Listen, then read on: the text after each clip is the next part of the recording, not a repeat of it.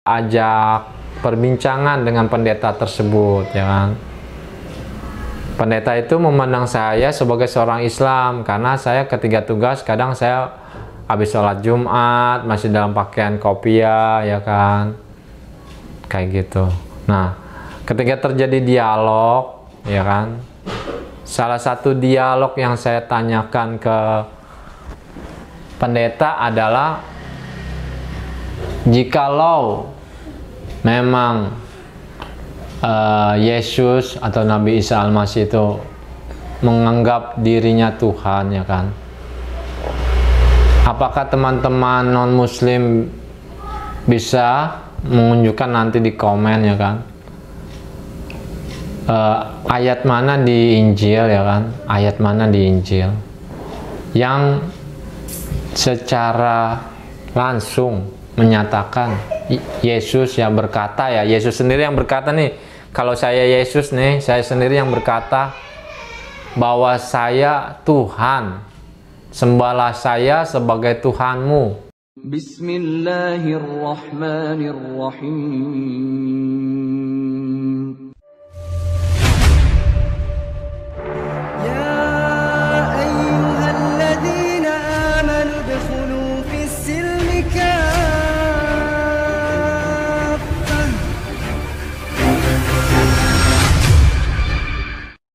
Bismillahirrahmanirrahim. Bismillahirrahmanirrahim. Dengan nama Allah Dengan nama Allah yang Maha Pengasih, yang Maha Pengasih, Maha Penyayang. Maha Penyayang.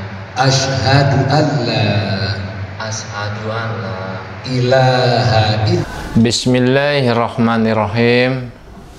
Nama saya Nova Astra Bahagia. Dulu saya tinggal di Depok sebelum bersahadat. Ketika bersahadat saya juga tinggal di Depok.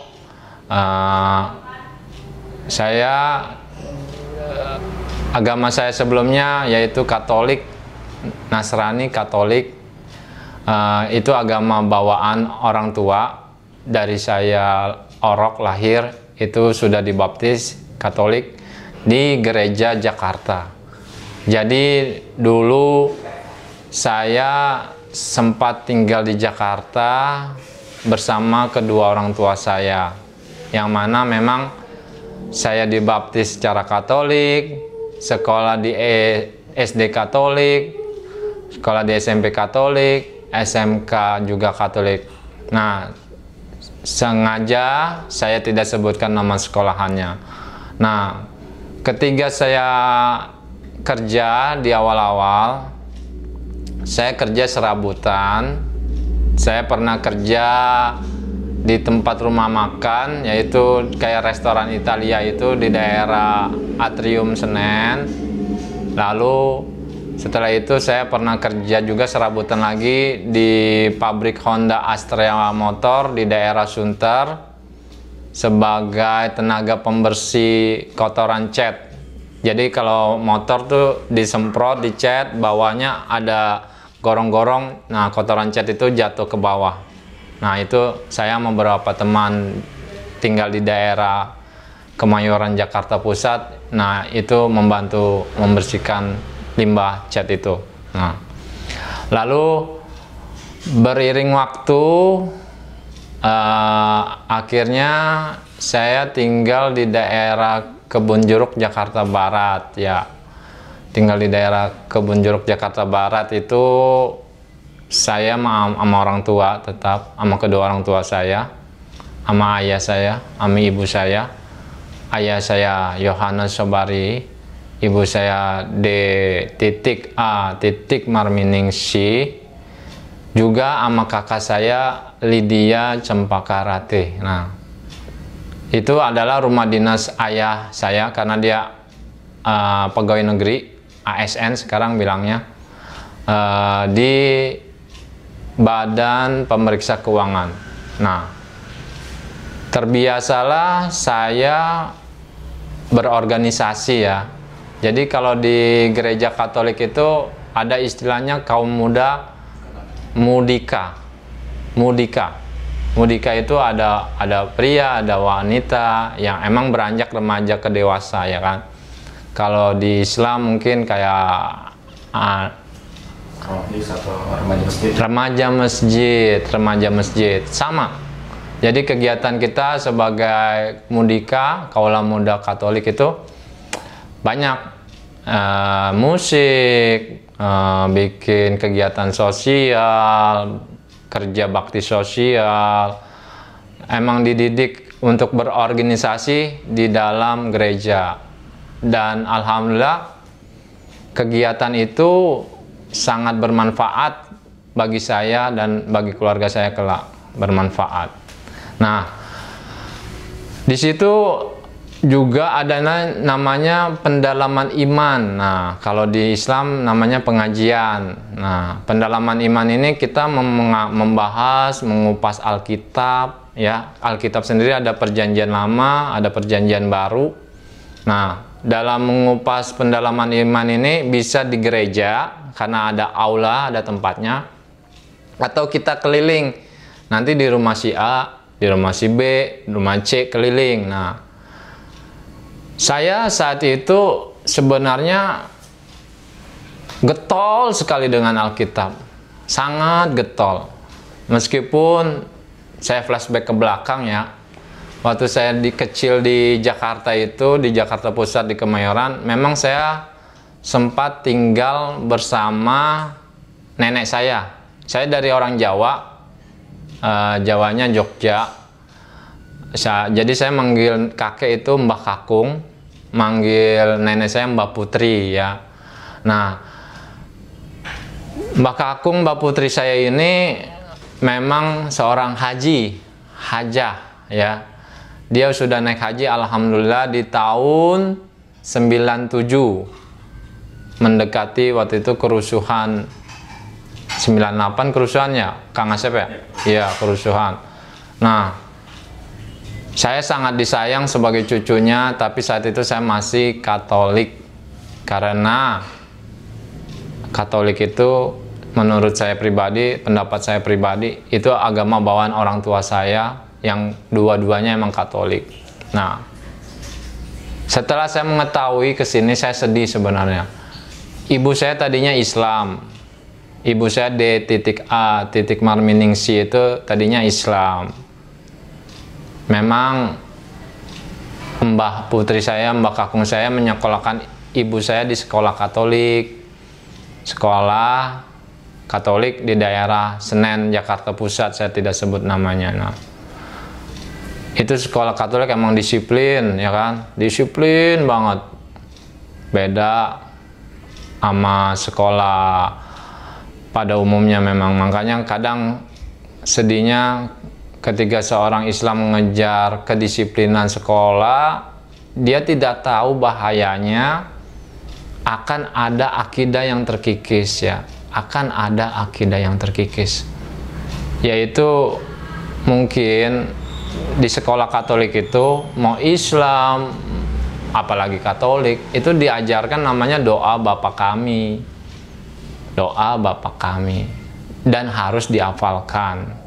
Mau dia Islam harus dihafalkan, karena nanti masuk kelas itu selain ada kadang ada apa, kalau pas hari raya 17 Agustus ya nyanyi 17 Agustus Indonesia Raya, tapi ditutupnya tetap dengan doa Bapa Kami. Memang menurut saya setelah saya memahami doa Bapa Kami itu, ya, jadi maksudnya Bapa nih di sini nih saya jelasin, ya. Bapa itu faktor kedekatan antara Yesus dengan Sang Pencipta, Sang Khalik, ya. Sang Khalik yang Esa, Zat yang Esa, yang saya ketahui alhamdulillah sekarang ini, sampai sekarang ini. Nah, memang kan perumpamaan-perumpamaan ini di zamannya Nabi Isa atau Yesus ini digunakan untuk faktor kedekatan antara hamba dengan Allah Subhanahu wa Ta'ala, ya kan. Nah, yang sedihnya ketiga faktor kedekatan ini disalahartikan, ditafsirkan menjadi Trinitas. Nah, itu bahayanya Trinitas ini. Bapa, Putra, dan Roh Kudus, ya kan. dalam tiga, satu paket, yaitu Tuhan bagi mereka, bagi Katolik. Nah, ini yang saya sedih. Sebenarnya di Injil sendiri, ya kan, di ayat berapa saya nggak hafal karena saya bukan pendeta atau saya bukan aktivis gereja, tapi saya memahami bahwa Bapa ini adalah Allah. Kalau di Islam bilangnya Allah Subhanahu wa Ta'ala.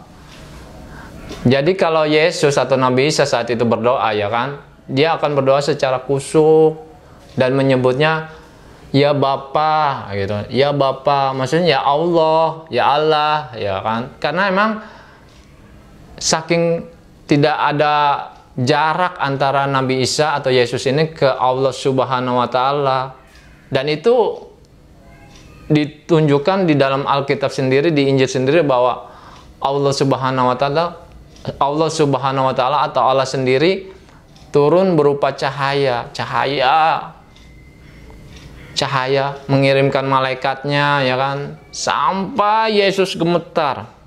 Yesus sendiri gemetar berdoa, ya, di Taman Getsemani kalau nggak salah, berdoa gemetar, keringetan mengucur, seakan-akan keringatnya itu mengandung darah, ya Allah. Saat itu saya memahami, ya Allah, alhamdulillah ya Allah, bahwa apa tuh, Yesus saat itu sedih, takut, karena dia tahu hidupnya akan berakhir. Meskipun dia dekat saat itu, dia tahu hidupnya akan berakhir. Itu kembali lagi dalam Islam ada namanya takdir, dan itulah yang kita imanin dalam Islam, ya kan. Karena waktu di Katolik saya nggak tahu apa namanya takdir, ya. Oh, ternyata Yesus atau Nabi Isa Al-Masih ini, ya kan, bicara takdir atau tauhid ini, ya Allah, begitu sempurnanya beliau Nabi Isa Al-Masih ini, sampai dia, ya udah, jika memang Engkau menghendaki aku, ya Allah, untuk tidak lagi bersama murid-muridnya, dia sedih. Dia itu manusia juga, dia sedih. Murid-muridnya itu udah sebagai teman, sahabat, ya kan, dalam berdakwah, harus kehilangan malam itu, ya kan.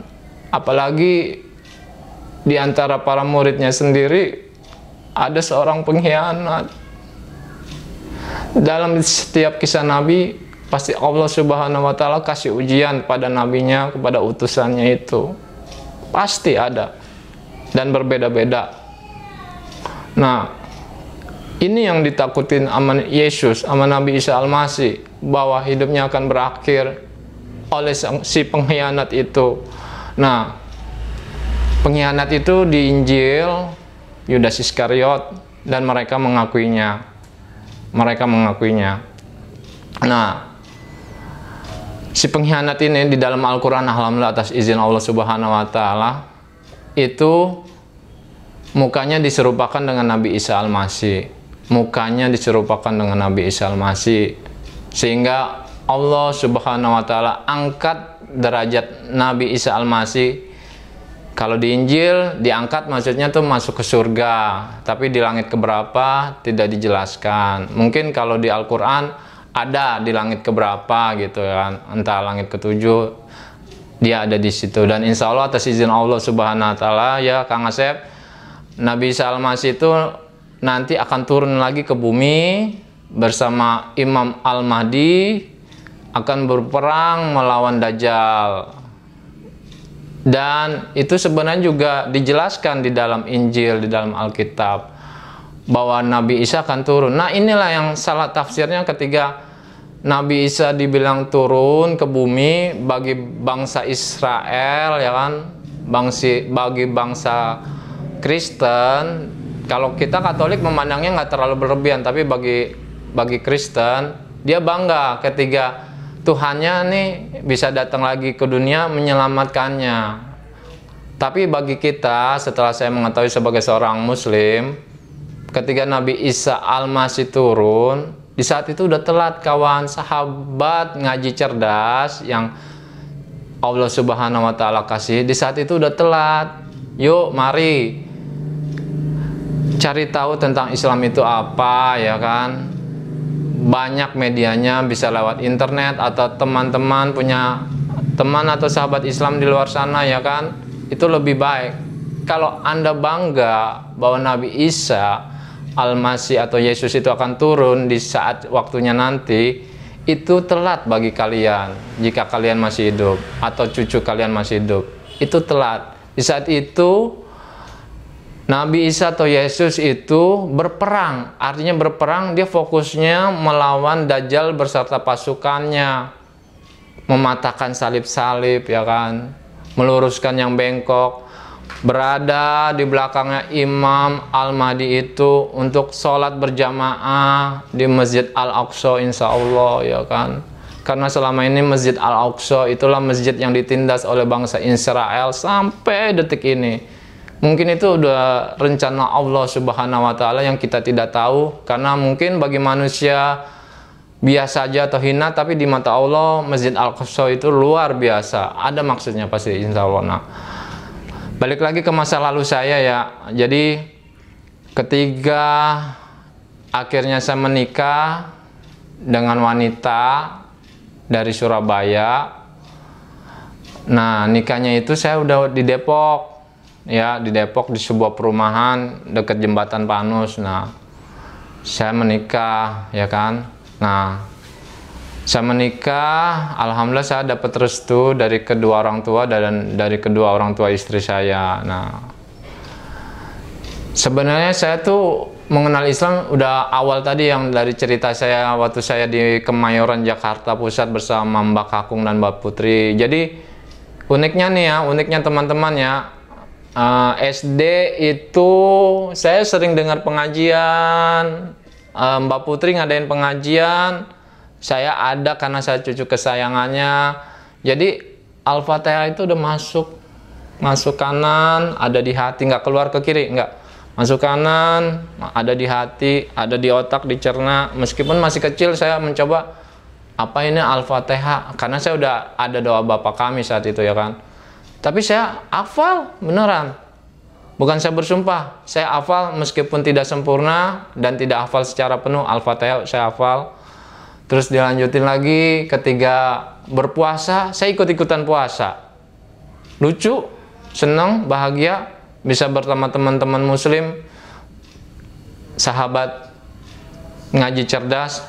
Ketahui saya bahagia ketika saya bisa berpuasa. Dalam Katolik sendiri ada puasa juga, namanya puasa Paskah atau menjelang Paskah atau Prapaskah. Nah, itu puasa memang ada ayatnya di Injil. Kita mencontoh saat itu Yesus atau Nabi Isa Al-Masih berpuasa, diuji sama Allah di padang gurun untuk berpuasa selama 40 hari, ya. Dalam Islam itu sesuai dengan ranahnya Kang Asep gimana, 30 hari ya? Ya, 30 hari puasanya sesuai waktu, ya. Waktunya ada tuh sebelum fajar terbit ada, lalu berbukanya pas maghrib, beduk maghrib. Nah, saya sebagai anak kecil yang ikut-ikutan puasa, karena Mbak Putri saya berpuasa, Mbak Kakung saya berpuasa, Om saya berpuasa, saya puasa pernah sampai kayak setengah hari. Sama ibu saya nggak dilarang, karena ibu saya kan tadi saya cerita di awal sebenarnya pernah Islam, tapi sedih karena dia sekolah Katolik, akidahnya mungkin terkikis. Jadi di SMP itu beliau sudah pindah agama sebagai Katolik juga. Karena di keluarga saya ada Bude, tapi sebenarnya bukan anak kandung dari Mbak Putri saya, tapi udah kayak saudara, udah dianggap saudara, udah kayak kakak dari mama saya itu yang membimbing mama saya menjadi Katolik. Ya emang itu udah takdir mama saya sehingga dia memeluk Katolik, tadinya Islamnya. Sedih sih sebenarnya, sedih, ya Allah, sahabat-sahabat ngaji cerdas, saya sedih setelah mengetahui ini. Nah, setelah saya ikut-ikutan teman, saya bisa Al-Fatihah, kayaknya tuh senang aja punya teman-teman muslim di luar sana, ya kan. orangnya baik-baik, ya kan. Kalau teman gereja ada juga waktu saya kecil ada, tapi karena lingkungan tempat tinggal saya jadi lebih cenderung mainnya sama orang-orang Islam. Nah, tuh ya. Jadi faktor kedekatan Islam saya udah sampai di situ tuh, udah mengenal Islam lewat nenek saya, Mbak Putri saya secara tidak langsung. Nah, ketika saya nikah secara Katolik di gereja Santo Paulus Depok, ya kan, di gereja Santo Paulus Depok, yang mana ya udah akhirnya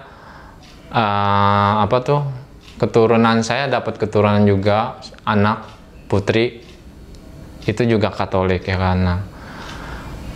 Nah, seiring berjalannya waktu, saya juga aktif nih di gereja Depok nih sebagai seorang mudika juga, sebagai bapak-bapak yang udah berkeluarga juga, sering pendalaman ilman, membahas Alkitab. Nah, semakin Alkitab ini saya tekunin, ya kan, saya pernah sanding dengan Al-Quran secara diam-diam saat itu, karena saya jadi kayak ada memori dengan almarhum Mbak Putri saya, Mama Kakung saya, ya kan. Jadi saya buka Al-Quran diam-diam kayak gitu, ya kan. Saya banding-banding tapi sendiri, otodidak, ya kan, tanpa guru, saya sendiri banding-banding, ya kan. Nah, seiring berjalannya waktu, dengan saya mencari tahu juga kayak lewat media buku.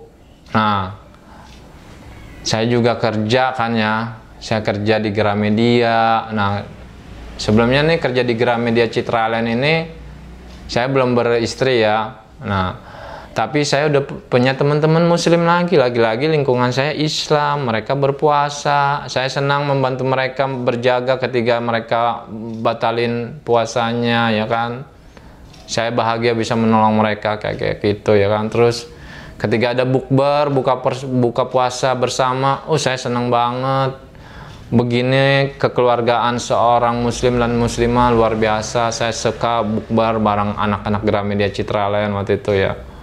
Nah, di Gramedia sendiri banyak buku-buku tentang Islam, tentang agama-agama lain. Nah, saya juga baca tuh diam-diam. Nah, salah satunya tentang buku perbandingan agama. Disitulah saya udah mulai buku perbandingan agama, ya kan. Meskipun tokoh nasional yang meninggal tuh Moko Ginta ya. Ya, Moko Ginta.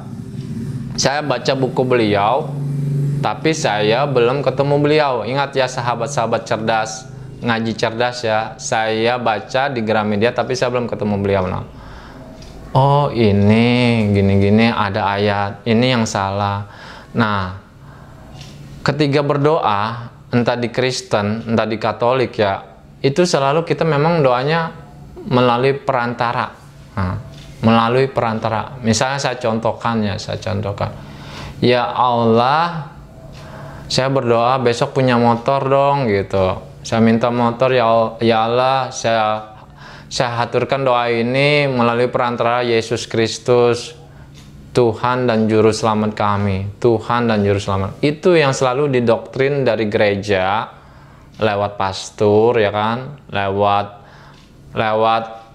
orang tua, imamat, namanya imamat yang sering memimpin kayak pengajian di Islam, memimpin di pendalaman iman di Katolik. Nah, itu yang selalu dipakai itu melalui perantara Yesus, ya kan. Nah, setelah saya ada ilmu yang Allah Subhanahu wa taala tunjukkan, bimbing ke saya ya. Doa itu gak harus melalui perantara, ya kan. Doa itu minta aja langsung lurus, tegak lurus kepada Allah, ya kan. Kepada Allah Sang Pencipta, tidak ada yang mewakili lagi, ya kan. Setelah saya ada ilmu yang Allah Subhanahu wa taala tunjukkan, bimbing ke saya ya. Doa itu gak harus melalui perantara, ya kan. Doa itu minta aja langsung lurus, tegak lurus kepada Allah, ya kan. Kepada Allah Sang Pencipta, tidak ada yang mewakili lagi, ya. Langsung aja. Karena kenapa saya cenderung langsung ke Allah? Ternyata saya yakin saat itu setelah saya baca-baca buku Moko Ginta secara tak langsung ya, bahwa Yesusnya sendiri atau Nabi Isa Al-Masih, dia juga berdoanya langsung kepada Allah tanpa perantara. Kenapa? Kita sebagai pengikut, ya, sebagai pengikut Yesus yang sesungguhnya, bukan pengikut Paulus, ya, bedainnya. Ketika kita pakai perantara, ini saya selidikin, ternyata itu bukan ajaran Yesus, bukan ajaran Yesus. Tolong di note, bukan ajaran Yesus. Yesus tidak pernah berdoa, ya Allah, saya sampaikan semua ini melalui saya. Enggak pernah ada kata itu. Kalau ada kata itu, tolong tunjukkan kepada saya. Sahabat ngaji cerdas, atau bagi penonton yang non muslim, tolong kalau memang ada komen, tunjukkan kepada saya bahwa Yesus berdoa di dalam nama dia. Dia tidak menyuruh berdoa di dalam nama dia. Dia berdoanya ya Allah, langsung ya Allah, ya Allah, ya Allah. Dalam Islam itu kalau misalnya kejadian yang belum terjadi, insya Allah. Yesus ucapkan itu dalam bahasa Ibrani kuno. Ya Allah, atau bahasa Indonesia, saya memohon atas izinmu, atas izinmu. Selalu nekanin Yesus itu selalu atas izinmu, jika engkau menghendaki aku, bla bla bla bla misalnya. Atau jika engkau menghendaki tanah liat berbentuk burung ini menjadi hidup, maka hembuskanlah nafas ke dalam burung ini. Hidup emang. Nabi Isa atau Yesus itu diberikan kemampuan mukjizat. Memang saya akuin. Saya sangat mengagumi tokoh ini. Tokoh Nabi ini, Nabi Isa Al-Masih ini, ya kan, Yesus ini, karena memang dia diberikan mukjizat yang lebih dibandingkan nabi-nabi lain, ya kan. Kalau kita sahabat ngaji cerdas, kita sebagai umat muslim atau muslimah, memang kita diwajibkan harus mengakui nabi-nabi, ya kan, mengakui kitab-kitab sebelumnya, ya kan. Tetapi ingat, nabi yang mengajarkan tauhid, ya, mengajarkan tauhid itulah yang kita harus contoh. Memang setiap nabi mengajarkan tauhid, tapi dipelintir seolah-olah mengajarkan tentang Trinitas, padahal tidak. Yang mengajarkan Trinitas itu adalah Bapak Paulus, ya. Jadi nanti kita akan masuk ke Bapak Paulus, siapa beliau, ya kan. Nah, jadi setelah saya membaca buku-buku Moko Ginta tentang perbandingan agama, saya bersyukur, ya Allah Subhanahu wa Ta'ala, alhamdulillah, ya kan, saat ini, waktu itu, ya Allah, saya bersyukur kau pertemukan aku dengan buku-buku model seperti ini, ya kan, sehingga menambah wawasan saya, menambah keyakinan saya bahwa berdoa di dalam gereja, di dalam rumah, tidak harus melalui perantara Yesus, tapi langsung minta kepada Allah. Nah, ilmu yang saya dapat ini pelan-pelan saya tularkan ke istri saya, ya kan. Saya tularkan ke ibu saya, ya kan. Saya tularkan ke kakak saya. Tetapi memang petunjuk itu milik Allah Subhanahu wa Ta'ala, sahabat ngaji cerdas. Petunjuk itu milik Allah Subhanahu wa Ta'ala. Nah, saya ajarkan ke istri. Istri menolak keras. Istri bertolak belakang sama saya seperti kutub utara sama selatan. Terjadilah pertengkaran hebat tentang paradigma ini, ya kan. Bahwa saya meyakini kalau berdoa tidak ada perantara, istri tetap yakin bahwa segala sesuatunya harus diminta melalui Yesus. Tidak boleh langsung kepada Allah. Nah, semenjak ini sering terjadi perselisihan, ya. Jadi sahabat-sahabat ngaji cerdas, ya kan, saya sedih ketika saya harus berdebat dengan istri saya mengenai suatu pemahaman baru tentang berdoa itu tidak melalui perantara Yesus lagi, tapi langsung kepada Sang Pencipta Allah, ya. Nah, terjadi perdebatan, bahkan pertengkaran itu sampai ke tempat tidur. Karena istri saya ini ada darah Kupang, Indonesia bagian timur, NTT yang Flores itu, ya kan. Saya berdoa untuk supaya dia dilunakkan hatinya, tapi kalau belum atas izin Allah Subhanahu wa Ta'ala, atas izin Allah, itu nggak bisa, saudara, sahabat-sahabat ngaji cerdas, nggak bisa beneran. Bahkan, ya, Saya selalu minta petunjuk di dalam gereja, di dalam doa saya di kamar. Jadi itu ya, memang ketiga seorang hamba yang tauhid itu lebih baik itu doa itu sendiri. Ketika dalam kesendirian itu insya Allah ada petunjuk dari Allah Subhanahu wa Ta'ala. Nah, sebagai seorang Katolik saat itu saya lebih sering merenung diri, berdoa sendiri di kamar ya kan, tanpa perantara, karena saya udah meyakini emang berdoa itu tanpa perantara. Nah, terus saya pelajarin bagaimana sih sebenarnya cara berdoa Yesus ya kan, karena saat itu kan kiblat saya nabinya Nabi Yesus ya kan. Meskipun saya kadang masih belum yakin apakah Trinitas ini benar atau salah, jadi saya kadang masih menganggap dia sebagai Tuhan saat itu ya kan. Nah, apakah Yesus ini cara doanya gimana? Ternyata saya cari tahu di Alkitab akibat panduan Moko Ginta, seorang mualaf juga, yang mana dia Katolik juga dan ilmunya lebih tinggi dari saya, dan beliau meninggal, insya Allah meninggal dalam keadaan husnul khotimah ya kan. Nah, itu saya pelajarin, akhirnya saya nemu yaitu yang tadi saya cerita, dia berdoa sungguh-sungguh sendirian, dia ketakutan. Artinya kalau dia memang Tuhan ya, kalau dia memang Tuhan, wahai saudara non muslim di sana ya kan, Kristen, Katolik, kalau emang dia sungguh Tuhan, kenapa dia harus berdoa di Taman Getsemani dengan sungguh-sungguh ya kan, dengan sungguh-sungguh, dengan rasa yang takut cukup tinggi, sampai bulir-bulir itu ada tertulis di Alkitab, di Perjanjian Baru ya kan, ada itu, tidak bisa disangkal oleh kalian ya kan. Nah, dalam doanya terkadang dia bersujud ya, ingat ada juga itu, cari tahu pasti ada, bersujud. Artinya apa? Dia menghormati bahwa Allah atau Allah Subhanahu wa Ta'ala itu emang zat tunggal esa yang harus disembah. Sujud tidak boleh main-main, ada adabnya dalam berdoa. Itu yang dilakukan Yesus yang kalian sembah dan puja ya kan. Jadi kalau kalian memang pengikut Yesus sejati, harusnya kalian selidiki lagi lebih jauh tentang Yesusnya ya, jangan tentang Paulusnya.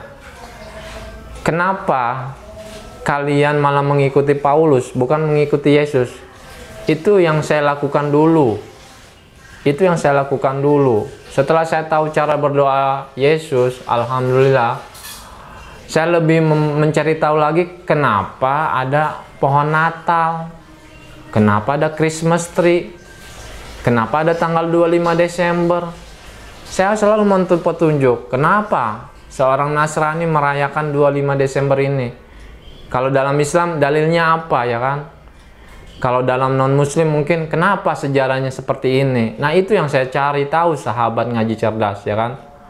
Ternyata saya berikan sepengetahuan saya, kalau saya salah tolong dikoreksi di komen, kalau saya benar tolong ini diterima sebagai sebuah pengetahuan yang dari Allah Subhanahu wa Ta'ala ya kan.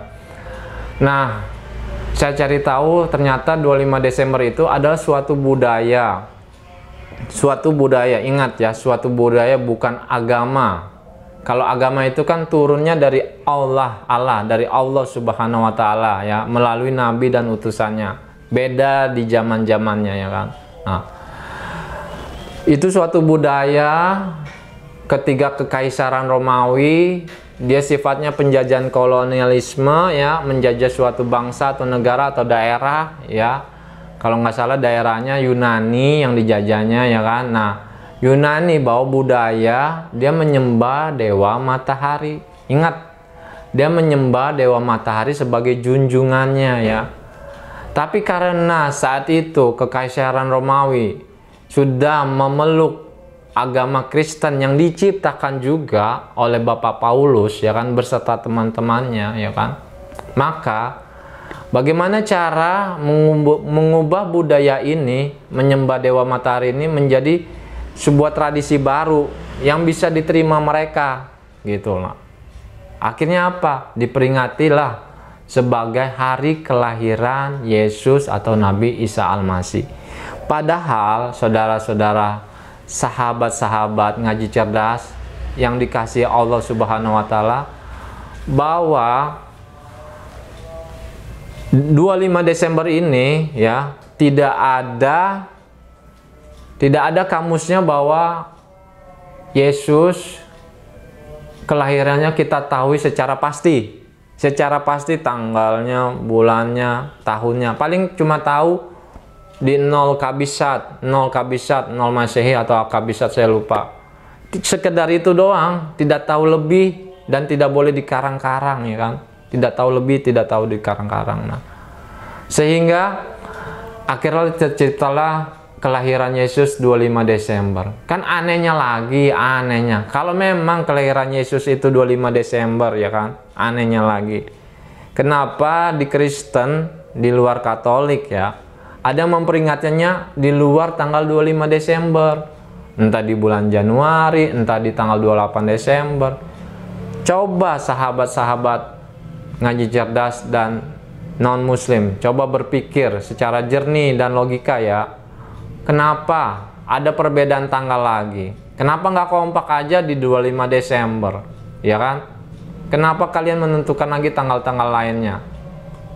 Itu udah salah. 25 Desembernya aja udah salah. Nah kan? Nah, saya nyelidikin lagi selain itu, yaitu pohon Natal atau Christmas tree ya kan? Kenapa Christmas tree ini bisa ada di Indonesia? Lagi-lagi itu sebuah budaya. Santa Claus dengan pit si hitamnya, dengan pengawal satunya lagi, dengan rusa-rusanya lah ya, dengan dia bawa-bawa hadiahnya untuk dibagiin. Ternyata itulah adalah budaya di Eropa. Di suatu negara, kalau nggak Jerman atau Belanda. Silahkan cari tahu kebenarannya, wahai saudara-saudara non-muslim, bahwa itu adalah kebudayaan Eropa ya kan, dengan salju-saljunya ya kan, dengan salju-saljunya dihubung-hubungkan dengan 25 Desember. Kan jelas jauh. Yesus lahirnya di negeri sekitar Palestina, Yerusalem, sekitar situ. Ya, di saat itu pun tidak ada salju. Selidikin lebih jauh. Mungkin ada angin ya kan. Mungkin benar misalnya kayak di kandang domba, tapi nggak tahu kebenaran 100%-nya ya kan. Memang mungkin mencontohkan bahwa dia lahir sederhana ke dunia, itu mungkin benar. Cuma kalau dikait-kaitkan dengan salju di negeri Timur Tengah, kayaknya nggak masuk akal lagi. Coba selidikin lebih jauh ya kan. Coba selidikin lebih jauh. Nah, akhirnya Christmas tree ini saya selidikin, ini tidak baik, tidak benar, ini salah. Ini adalah suatu budaya menjadi agama ya kan. Saya bilang ini salah. Dan saya bilang ke istri, tadi saya bilang ke istri bahwa berdoa tidak melalui perantaraan Yesus, tapi berdoa langsung kepada Allah. Saya bilang lagi ke istri bahwa 25 Desember itu bukan hari kelahiran Yesus. Nggak ada yang tahu. Nggak ada yang pembenarannya, saya bilang. Yang ada sama aja kita mengakui tentang pemujaan matahari di 25 Desember itu. Ya kan? Bagi Katolik, kalau menyembah selain Tuhan Yesus itu suatu dosa yang besar. Nah, saya kasih tahu, dia marah besar. Wah, kamu bergaul sama siapa? Islam yang mana kamu cari tahu? Siapa kiainya, siapa ustadznya? Nggak ada. Selama ini ya saya tahu ya udah dari ustadz, kalau di Antv yang bahas masalah agama Islam aja, tidak sampai sedetil yang saya bahas. Ini saya tahu atas izin Allah, aku gituin. Atas izin Allah saya tahu ini. Sampai saya nangis kepada istri saya ya kan. Nah, sedihnya sahabat-sahabat ngaji cerdas, sedihnya lagi-lagi petunjuk itu hanya milik saya atas izin Allah. Belum milik istri saya. Saya berharap milik dia juga ya kan, milik dia juga. Tapi akhirnya ketika saya jelasin itu di saat emang tanggal 25 Desember, di saat pemasangan pohon Natal beserta perhiasannya. Nah, saya udah nggak mau masang lagi. Saya bilang dipaksa untuk masang, tapi saya tidak mau masang lagi pohon Natal tersebut, ya kan. Saya tidak mau masang lagi, saudara. Sehingga terjadilah pertengkaran hebat, ya kan. Pohon Natal itu dilempar sama dia, ya kan. Kamu udah dipengaruhi setan, kamu dipengaruhi iblis. Keluar sana. Oh, udah teriak-teriak, dia histeris banget, dia histeris. Anak saya jadi saksinya, dengar-dengar nangis-nangis. Ya gimana lagi ya, saya memberikan petunjuk yang saya dapat kepada istri saya yang saya sayangi saat itu ya. Tapi kan memang saya baca sejarah-sejarah Nabi ya, kayak Nabi Nuh, ternyata istrinya dan anaknya sendiri murtad, tidak percaya akan dakwanya Nabi Nuh, bahwa nanti akan ada suatu bencana besar, ayo kita menyelamatkan diri untuk semua ini ke atas perintah Allah. Tapi enggak, dia sombong, nggak percaya, akhirnya dia mati kan. Terus ada contoh lagi,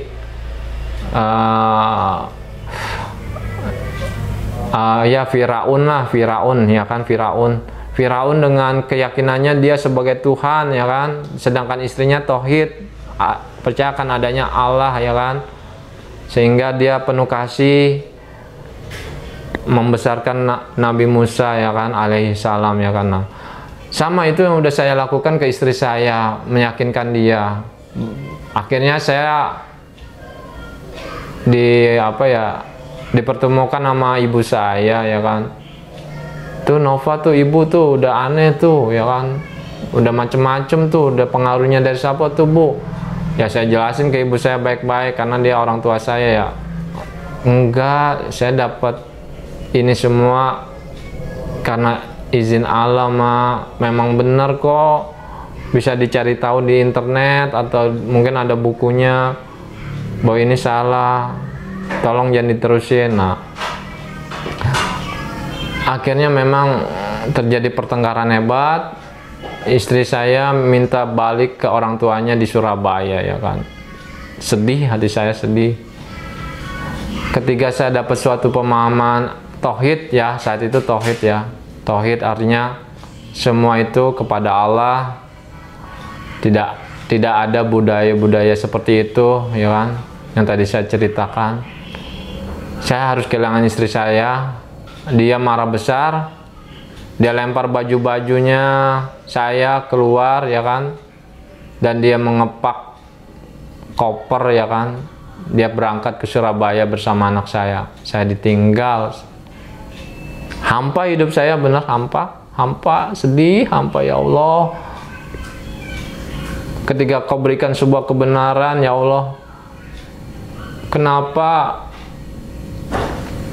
saya harus kehilangan istri saya ya kan? Kenapa kau ambil dia sebagai lawan saya, bukan sebagai teman lagi, sebagai sahabat saya lagi dalam bercerita ya Allah. Meskipun dia orangnya keras, saya berharap suatu hari nanti dia lunak dengan penjelasan-penjelasan saya ya kan. Tapi ya saya ditinggal saat itu, benar-benar nekat dia, orangnya emang nekat. Dia nekat. Dia pergi ke kakak iparnya di Depok juga, menceritakan diri saya, dan mungkin atas dukungan dari kakaknya yang di Depok itu juga, akhirnya dia memutuskan Surabaya ya kan. Saya ditinggal begitu aja. Sedih saya, tanpa anak, tanpa istri ya kan. Orang tua saya tahu ya kan, akhirnya saya dimarahin sama orang tua saya. Habis-habisan saya dimarahin. Sebenarnya kamu masih mau Katolik atau Islam, kata ibu saya kan. Saya nggak berani jawab, takut ibu saya marah tambah besar. Saya diem aja dimarahin mama saya.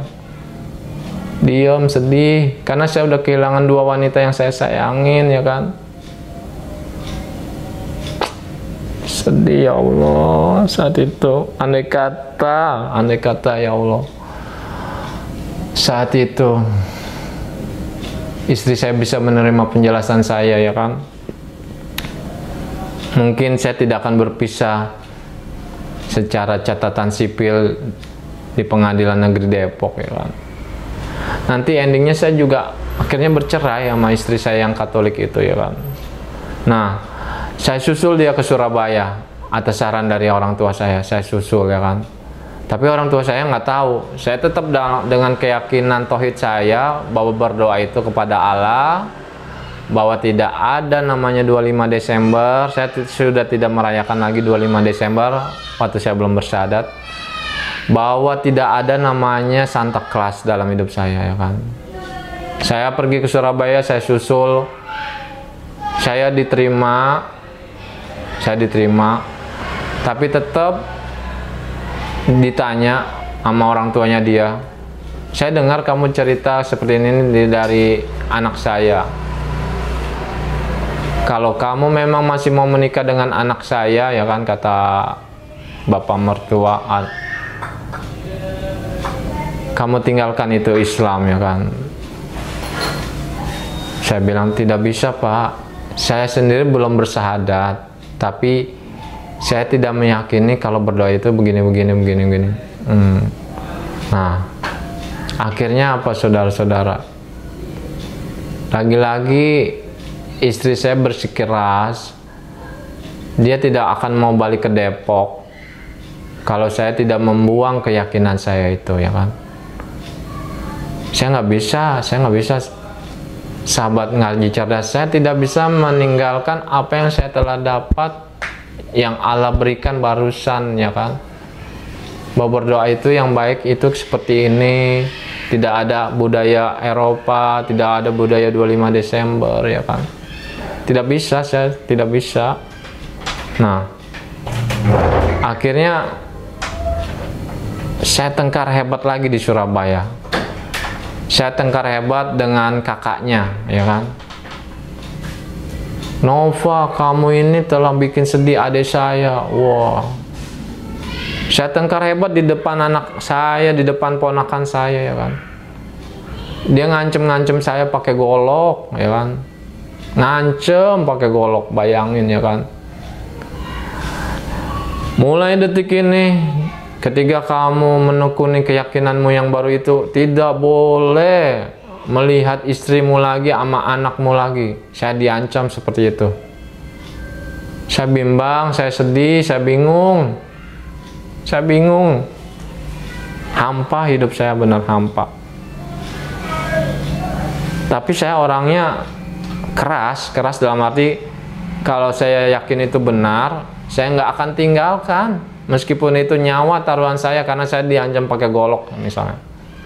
Nah, ketika diancam pakai golok, bukan saya takut sama abangnya ya. Saya bilang sama abangnya, Kak, kalau berani jantan, Kak. Kita berantem tanpa alat senjata di luar, tangan kosong, saya bilang. Terlepas kita ini bicara tentang adik kakak ya kan, yang sekarang balik ke Surabaya. Nggak mau dianya. Ya udah, saya tinggal kan. Semenjak itu akses saya terhadap anak saya diputus. Sedih, kehilangan dunia, ya kan. Anak saya usia 4 tahun, cewek 4 tahun, namanya Keda, ya kan. Namanya Keda, yang artinya dia, kalau dulu saya masih percaya Feng Shui ya, dulu waktu masih Katolik, artinya dia naga muda biru yang lahir di tahun genep, ya kan, 2012, ya kan. Nah, saya sedih berat meninggalkan Surabaya tanpa membawa istri saya dan anak saya, ya kan. Apa yang saya harus jelasin ke orang tua saya, ya kan. Ya udah, saya jelasin apa adanya bahwa sudah terjadi ketidakcocokan, ketidakpemahaman yang sama akan sebuah keyakinan yang saya yakinin ini, ya kan. Nah, mama saya nanya setelah saya kayak apa sih ya, ibaratnya kayak didiskreditkan, ya kan. Nah, mama saya nanya, kok kamu sih tiba-tiba seperti mau memeluk Islam, ya kan. kakak saya ada juga tuh, dipanggil kakak saya ya kan, kakak saya tinggal di Tangerang dipanggil juga ya kan. Apa sih kamu ada pengaruh apa ini ya kan? Nggak ada pengaruh apa-apa ya kan. Kalau kamu sampai berani memeluk Islam ya kan, kamu berarti tidak diakuin di keluarga. Hah? Dalam hati saya, ya Allah, ya Allah, saya udah kehilangan istri ya kan, kehilangan anak ya kan, itu udah pukulan telak ya kan, udah KO saya 1-0 ya Allah. Terus tiba-tiba karena tidak berhasil membawa istri saya dan anak saya dari Surabaya, saya diinterogasi sama ibu saya sama kakak saya. Apa kamu masih mau beragama Katolik atau kamu mau mencari tahu Islam lebih jauh? Tapi jika kamu memeluk Islam, maka kamu bukan keluarga lagi dan kamu tidak dapat warisan sepeser pun. Tidak dapat warisan sepeser pun. Bayangin ya Allah, begitu kompleks ujian yang kau berikan ini ya Allah ya kan. Lalu saya teringat pesan Moko Ginta ya kan, Ustadz Moko Ginta, kalau di keluargamu apa sih bahasanya, kalau di keluargamu dia keras sama kamu, kamunya jangan keras, kamunya yang harus lunak ngalah ya kan. Nanti insya Allah kok Allah Subhanahu wa Ta'ala kan berikan kamu lebih ya kan. Nah, saya coba tidak membantah omongan orang tua saya, ibu saya diem aja, saya nunduk aja ya kan.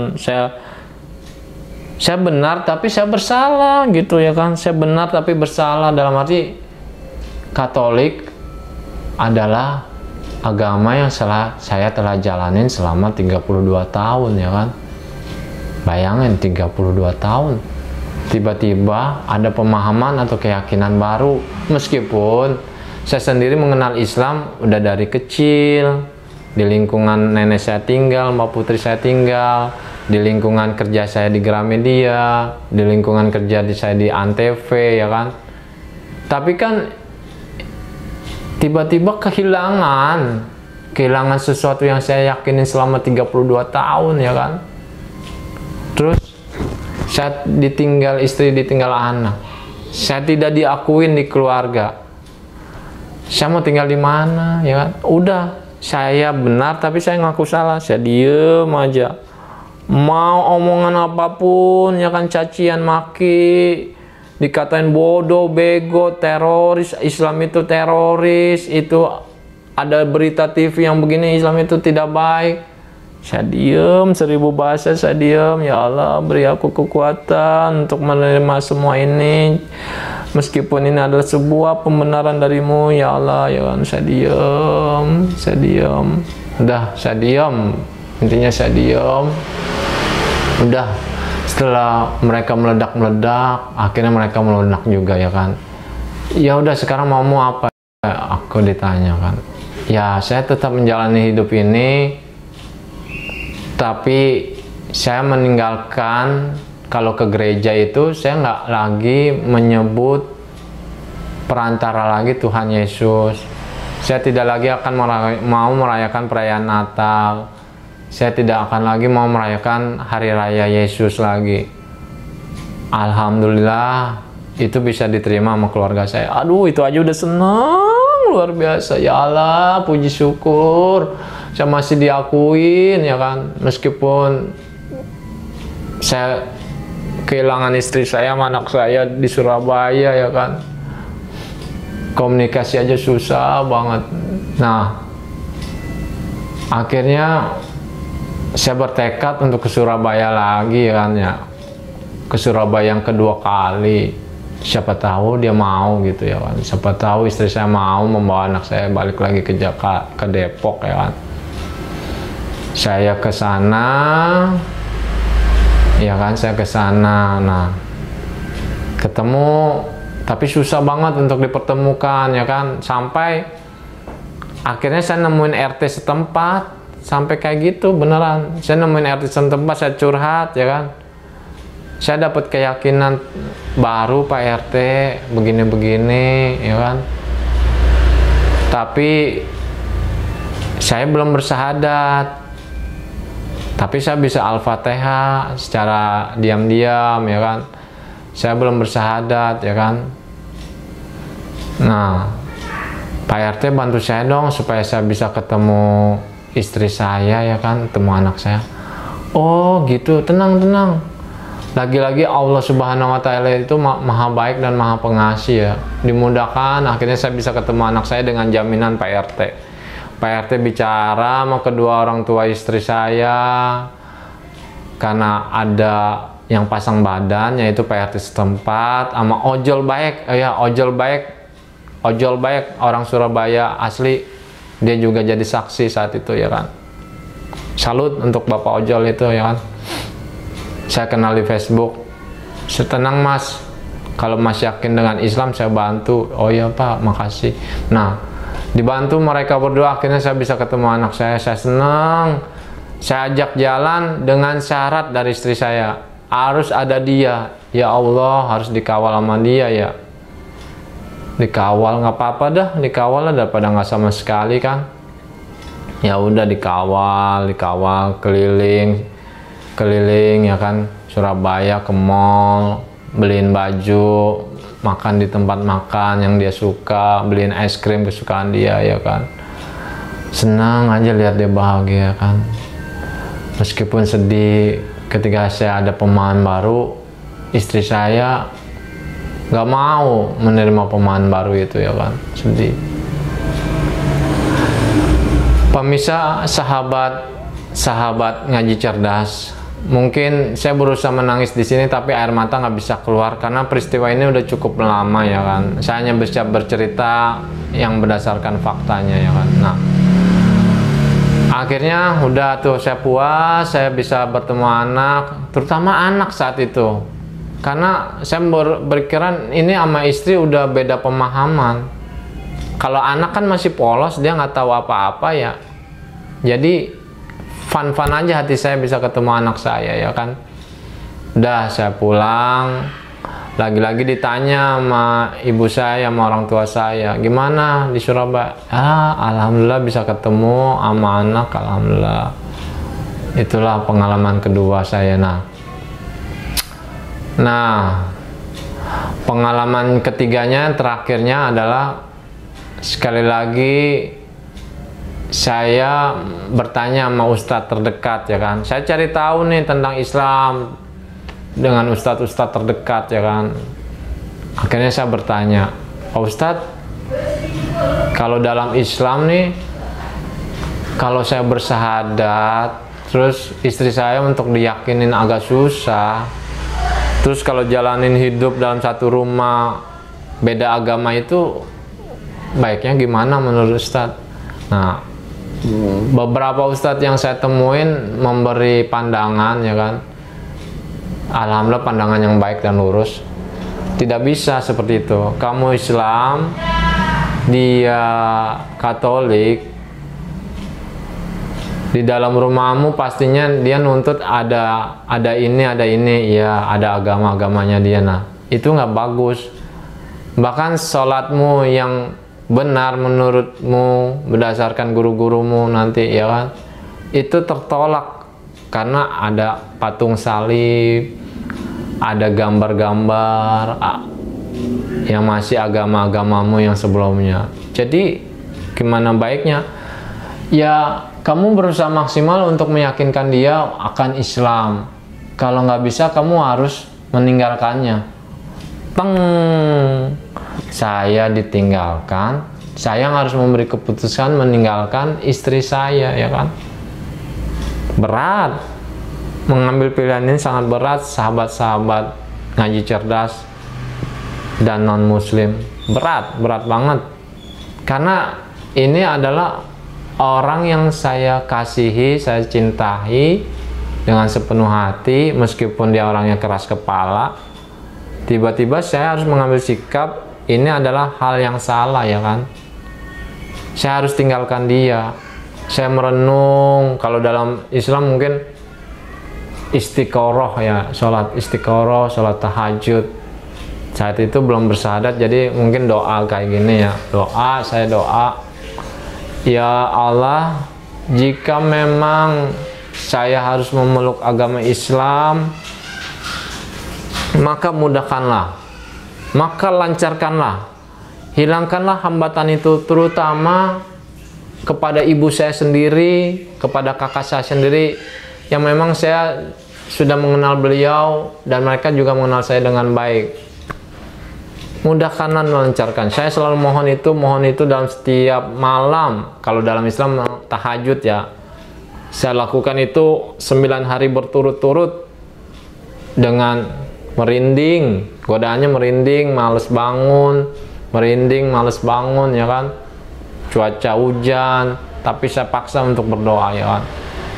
Mudahkan ya Allah, mudahkan ya Allah jika harus aku memeluk agama Islam yang memang sudah saya kenal jauh-jauh ketika saya kecil ya kan. Alhamdulillah saya dimudahkan, dilancarkan, diberikan jawaban, diberikan petunjuk Allah Subhanahu wa taala ya kan. Saya kenal seorang kiai di lingkungan saya tinggal di daerah Depok ya kan. Di situ ada kiai, saya kenal melalui seorang itu memang sama saya tuh udah deket banget. Nah, dia memberikan petunjuk, ya udah nih pakai kiai ini aja. Dia masih sama saya masih ada kekerabatan keluarga. Oh ya udah, tak masalah ya kan. Terus saya curhat sama kiai tersebut, Pak Kiai, apa bisa bantu saya untuk memeluk agama Islam?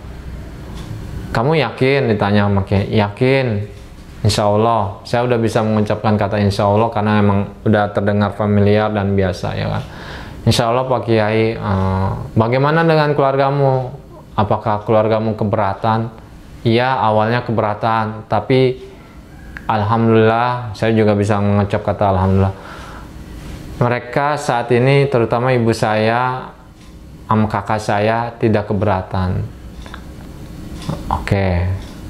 Apakah mereka bisa datang sebagai saksi? Nah, itu saya jawab, mereka keberatan di situ untuk datang sebagai saksi. Apakah itu salah? Enggak sih, bisa, kata kiainya. Yang penting kamu tidak dipaksa untuk memeluk agama Islam. Enggak, saya dengan keyakinan saya ceritain tuh tentang doa tanpa perantara. Saya tidak percaya lagi pohon Natal, saya tidak percaya lagi 25 Desember ya kan. Nah, akhirnya kiai ini mau, alhamdulillah mau. Kita berangkat satu rombongan pakai mobilnya dari kiainya juga. Terus kita meluncur, mau kemana mas?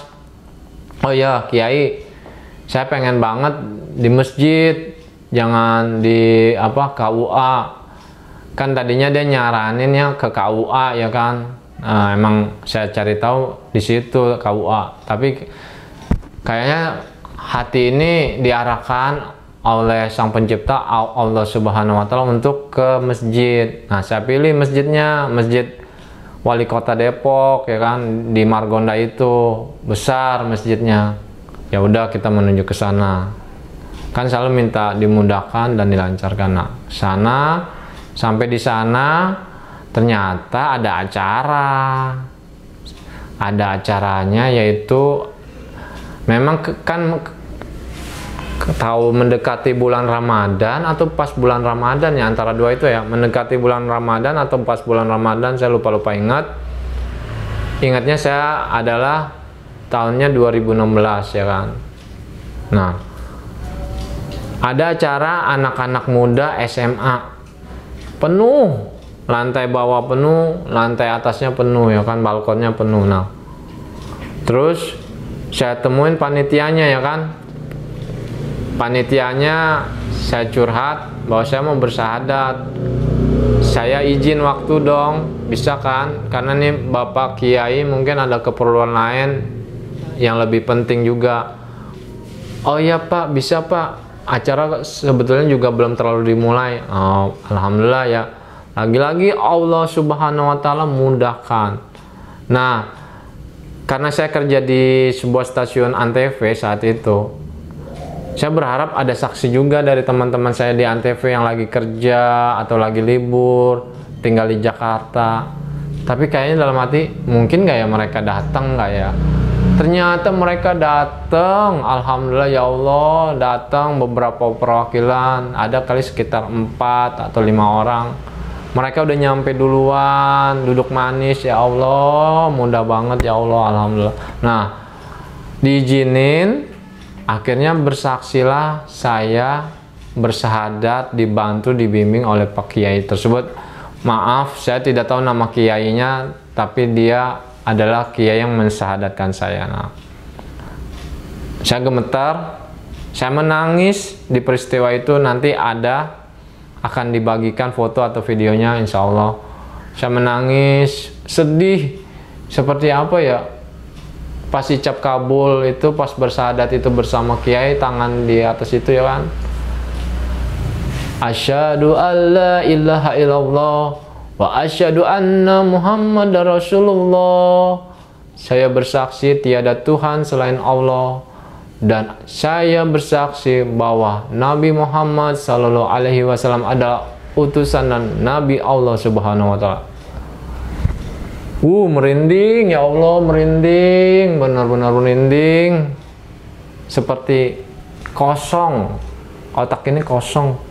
Sahabat-sahabat ngaji cerdas kosong. Kosong banget. Hilang tuh yang sebelumnya tuh, pemahaman yang sebelum kosong.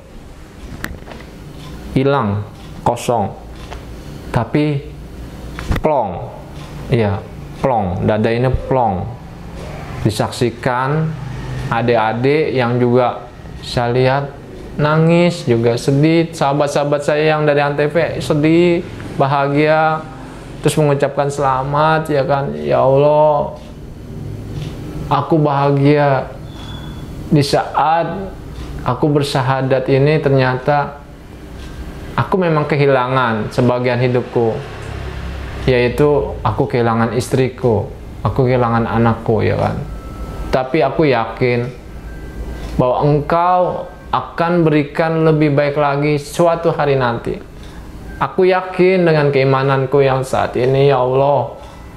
Dan alhamdulillah lagi, saya didukung oleh ibu saya. Saya didukung ibu saya, ya Allah. Saya didukung, saya bersyukur. Di saat mualaf-mualaf lain mungkin berseteru terus dengan ibunya, ya kan, berseteru terus dengan kakaknya atau adiknya. Alhamdulillah, saya didukung. Meskipun saya sedih, sahabat-sahabat ngaji cerdas, bahkan teman-teman non-muslim di sana, ya kan, saya sedih ketika ibu saya, kakak saya belum mau memeluk Islam sampai saat ini. Tapi mohon doanya sahabat-sahabat ngaji cerdas agar kiranya dibukakan pintu hidayah Allah Subhanahu wa taala bagi ibu saya, bagi kakak kandung saya beserta keluarganya, agar sebelum ajal dipanggil mereka di hadapan Allah Subhanahu wa taala, mereka sudah bersyahadat, mereka sudah memeluk Islam. Itu yang selalu saya doakan dalam doa sholat saya. Nah, akhirnya saya memeluk Islam.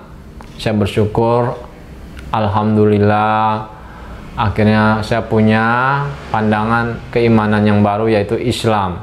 Nah, disitulah saya belajar tauhid.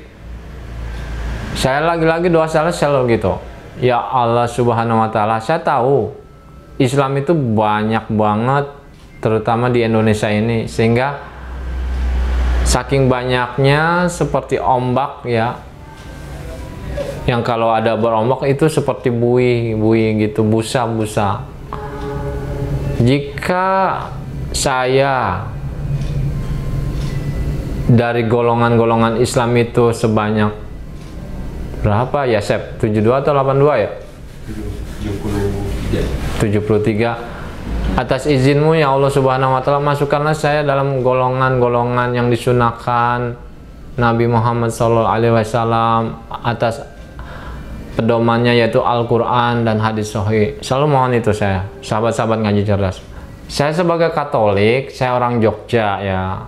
Ayah saya orang Jogja asli, lahir di Jogja, orang tuanya Jogja. Nah, ayah dari orang tua ayah saya ini Jogja ya, ibunya orang Solo. Nah, saya cerita kilas balik bahwa saya punya keluarga dari ibu saya yang tadi di Jakarta. Saya cerita juga keluarga dari ayah saya. Nah, selama saya Katolik sebelum bersadar, di apa bahasanya, di pikiran, di hati saya tuh, di kakak saya juga mungkin, bahwa kita tuh cuma punya saudara dari Katolik doang. Dari Katolik doang. Ya, ternyata atas izin Allah Subhanahu wa taala, entah kenapa terjadi perdialogan saya dengan om saya, ya kan, adik ayah saya. Om saya cerita, enggak Nov, kamu punya juga kok saudara-saudara Islam. Plong, ya alhamdulillah ya Allah ya. Itu saya melakukan kayak napak tilas. Jadi ke Jogja itu saya, selain ada urusan surat tanah ya, waktu itu saya mengurus surat-surat tanah yang menjadi hak warisnya itu ayah saya ya kan. Nah, kan lama mau nggak mau, karena ayah saya memang dalam tanda kutip secara fisik dan secara pikun udah agak terganggu ya. Jadi saya dipercaya nama ibu saya suruh ke Jogja untuk nemuin om saya, nanyain tentang hak ayah saya ini ya kan. Di luar itu saya menanyakan tentang keluarga besar Jogja, sahabat-sahabat ngaji cerdas. Alhamdulillah om saya dapat saya kulik informasinya, saya punya saudara Islam, diceritain. Nah, jadi saya ceritakan sama om saya kan, om saya sekarang udah Islam loh, alhamdulillah, aku gituin ya kan. Nah, sebelum Islam saya kedatangan mimpi om, ini dalam percakapan ngopi santai ya, ditemenin pisang goreng ya kan, di warung belinya tapi dibawa pulang ke rumah om saya kan. Nah, saya sedih tuh, sedihnya gini juga teman. Tadinya om saya ini dia adalah seorang marketing handal di sebuah perusahaan farmasi yang udah punya nama di Jakarta ya.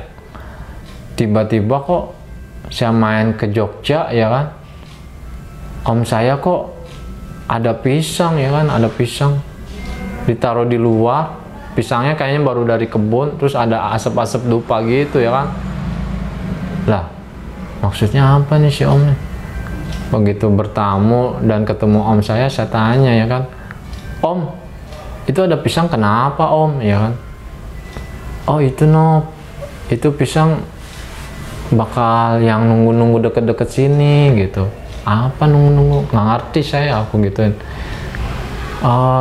Leluhur kita ya kan, lagi-lagi leluhur.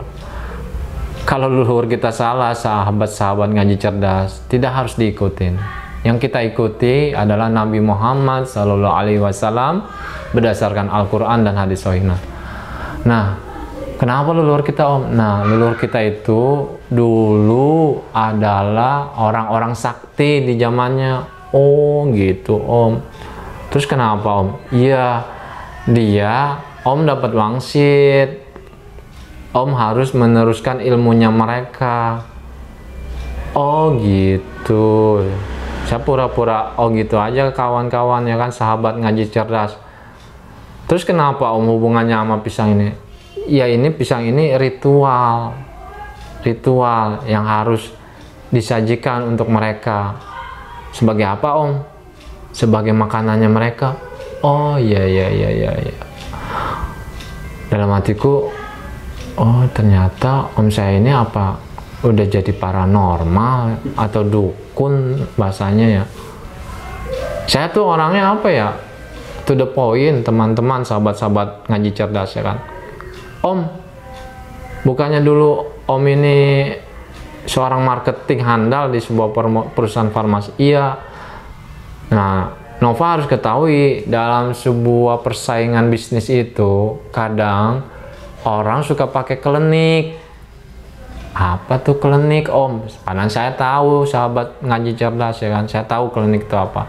Nah, Klinik itu kata om saya, yaitu ada ilmu lah, kanuragan lah, kayak gitu dia bilang. Dan ada syarat-syaratnya. Oh iya ya om, oke. Terus kenapa om?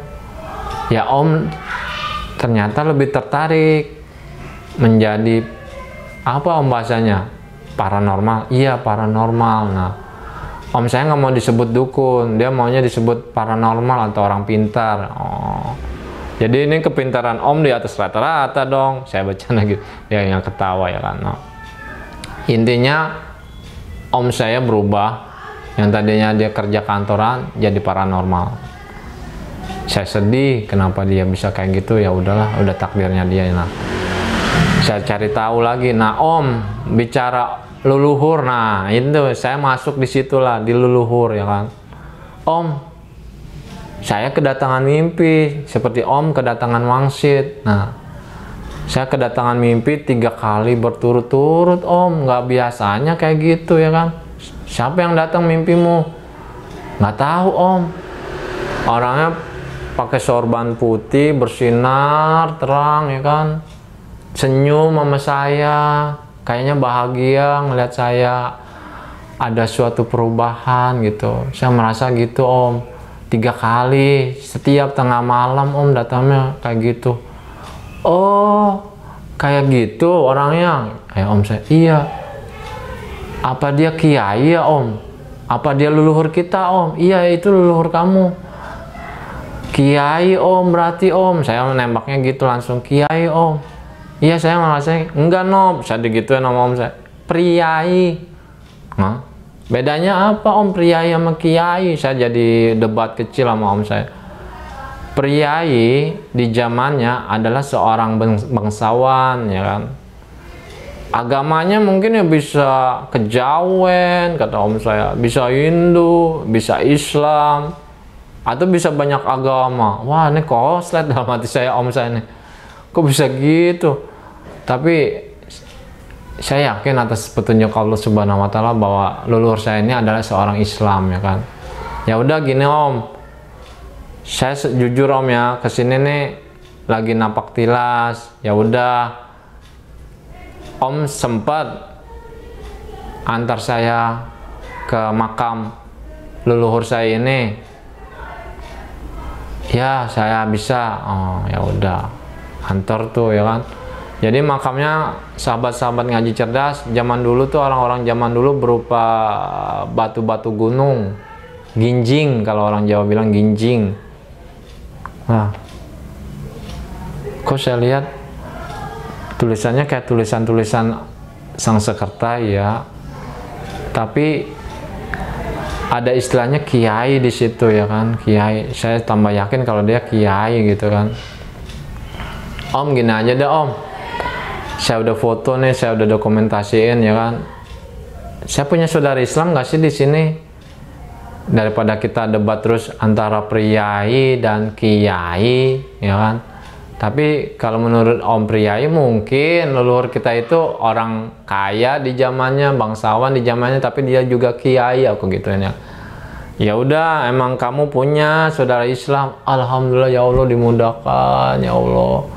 Ternyata saat itu saya jadi tahu saya punya saudara Islam, sahabat-sahabat ngaji cerdas, namanya Tari ya kan, di Jogja. Nah akhirnya dengan izin Allah Subhanahu wa taala saya bertemu dengan Tari di tempat kerjanya di Mall Ambarukmo, mall besar di Yogyakarta ya kan.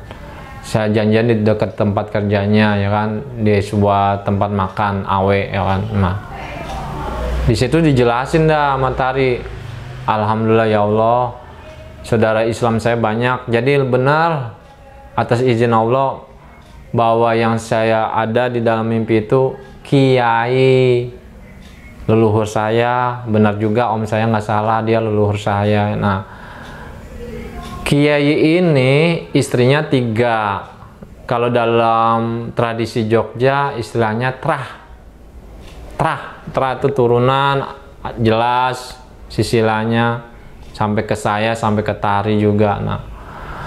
Nah setiap setahun 2 kali leluhur saya ini ngadain pertemuan. Saya diundang tapi saya belum datang-datang, maaf ya Tari, maaf. Insya Allah kapan-kapan saya datang deh sama istri, sama anak saya, sehingga mereka tahu punya saudara Islam di sana. Nah,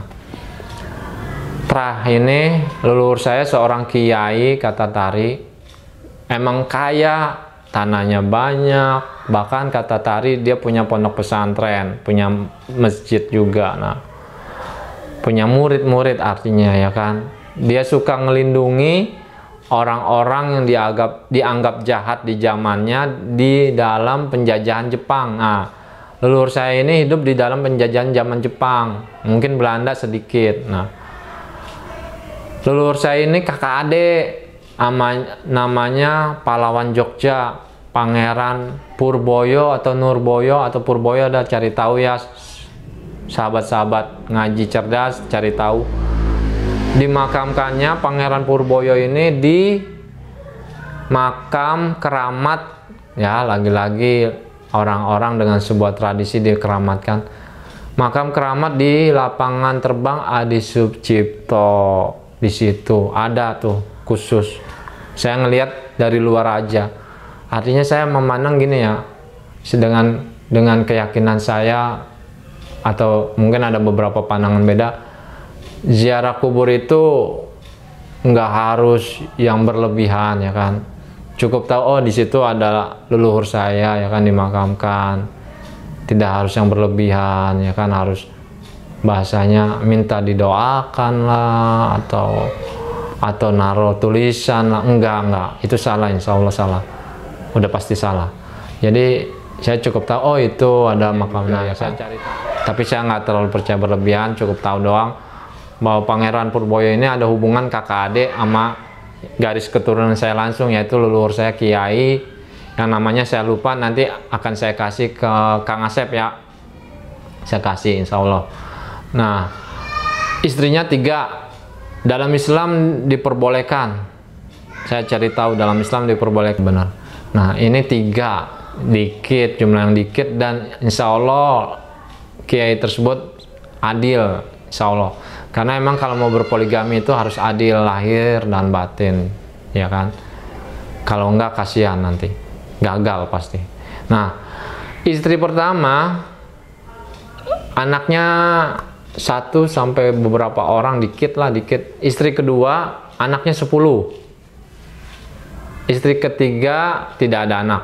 Nah, istri kedua ini adalah leluhur saya, nenek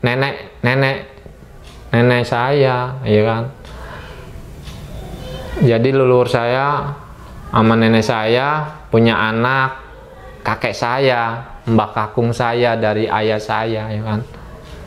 Mbak kakung saya anak nomor 2, ada, saya lihat dari teranya itu nomor 2. Nah, kan orang sugih, orang kaya kata om saya, priai, orang bangsawan, nyekolahin mbak kakung saya di sekolah Belanda. Ada tuh ya Mas Kang Asep ya, sekolah Belanda di zamannya ya kan, di Jogja ada.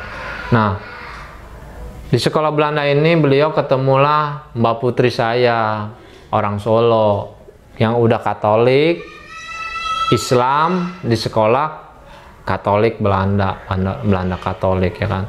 Nah, akidahnya terkikis kayaknya kakek saya, terkikis oleh ajaran Katolik Belanda, plus karena suka sama nenek saya yang ternyata Katolik juga dari lahir ya kan. Menikahlah mereka ya kan, anak-anaknya otomatis Katolik. Ayah saya Katolik, otomatis saya Katolik. Jadi alhamdulillah setelah 32 tahun lamanya, akhirnya saya tahu leluhur saya Islam. Semua ini atas izin Allah Subhanahu wa Ta'ala. Sebelum saya memutuskan mempelajari Islam lebih jauh, yaitu Ormas B itu ya kan, Ormas B itu. Nah, kenapa saya mempelajari Ormas B itu? Karena ada hubungannya sama leluhur saya juga ya kan. Karena di Jogja itu sahabat-sahabat ngaji cerdas bisa diselidikin ya kan. Emang pusat kerajaan Mataram. Nah, salah satu hubungannya dengan Pangeran Purboyo ini ibarat kayak adipati gitu loh. Adipati, karena dia jagoan emang sakti mandraguna kata om saya.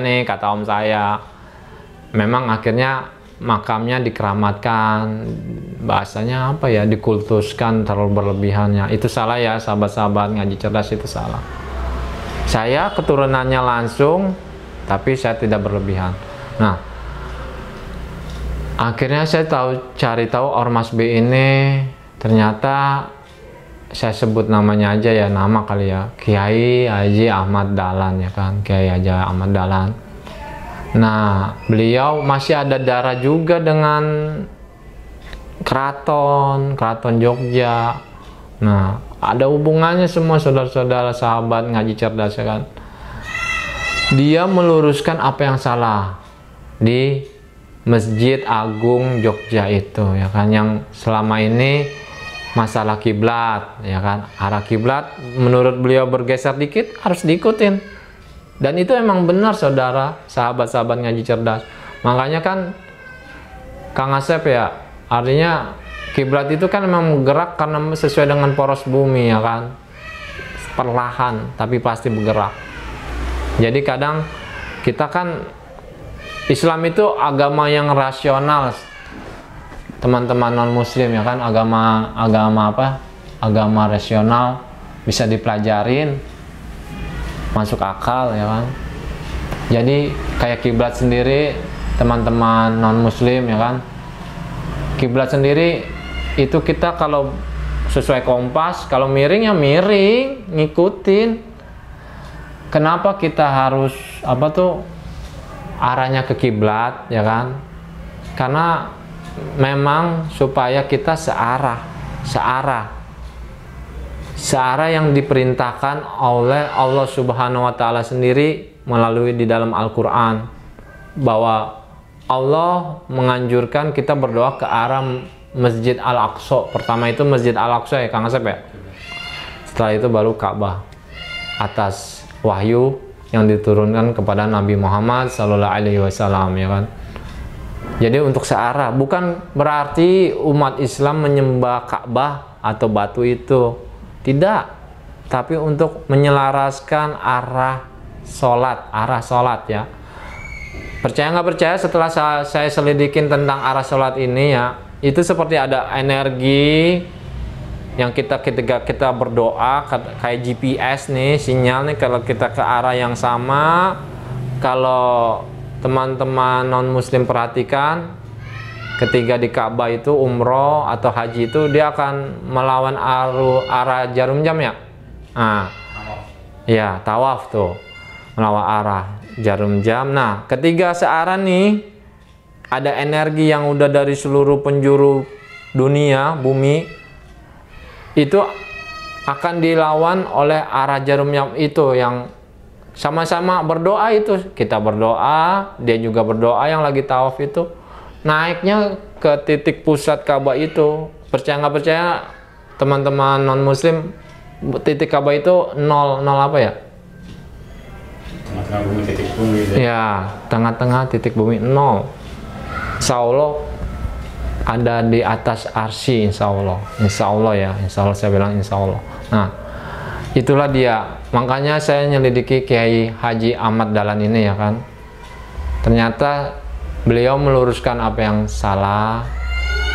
Terus saya napak tilas ke Masjid Agung, saya napak tilas ke Ormas B ini di daerah mana, termasuk masjid-masjid yang lainnya. Salah satu contohnya lagi Masjid Jogokarian. Nah ya, kenapa saya tertarik dengan Masjid Jogokarian ini, sahabat-sahabat ngaji cerdas? Karena mereka perjuangan yang luar biasa ya, dari yang enggak ada apa-apa menjadi ada apa-apa dan luar biasa. Contoh gini, saya sebagai seorang asing di masjid DKM tersebut, saya dalam keadaan lelah, sangat lelah. Tapi pengurus-pengurusnya welcome. Masnya kalau mau istirahat ada kok di situ, kita sediain matras. Ada kamar mandinya di bawah, kalau mau mandi silakan. Welcome banget. 24 jam kata Kang Asep. Terus saya lihat kayak ada laporan-laporan gitu, tulisan nanti kegiatan apa. Itu semua atas petunjuk Allah Subhanahu wa taala kenapa saya bisa napak tilas ke masjid tersebut, ya kan. Mudah-mudahan doa saya masjid tersebut menjadi contoh juga bagi masjid-masjid di Indonesia pada umumnya. Dan alhamdulillah nih di Cibubur saya udah ketemu, itu udah dilakukan sama semua alafan juga, tapi nggak satu level. Kohani. Dan sekarang Kang Asep, siapa Kang Asep ngurusnya? Bunda Yeni. Bunda Yeni. Bagus, sama kayak Jago Karya, bagus. Nah, intinya saya melihat ormas ini kok bagus ya, bagus. Nah, alhamdulillah ya.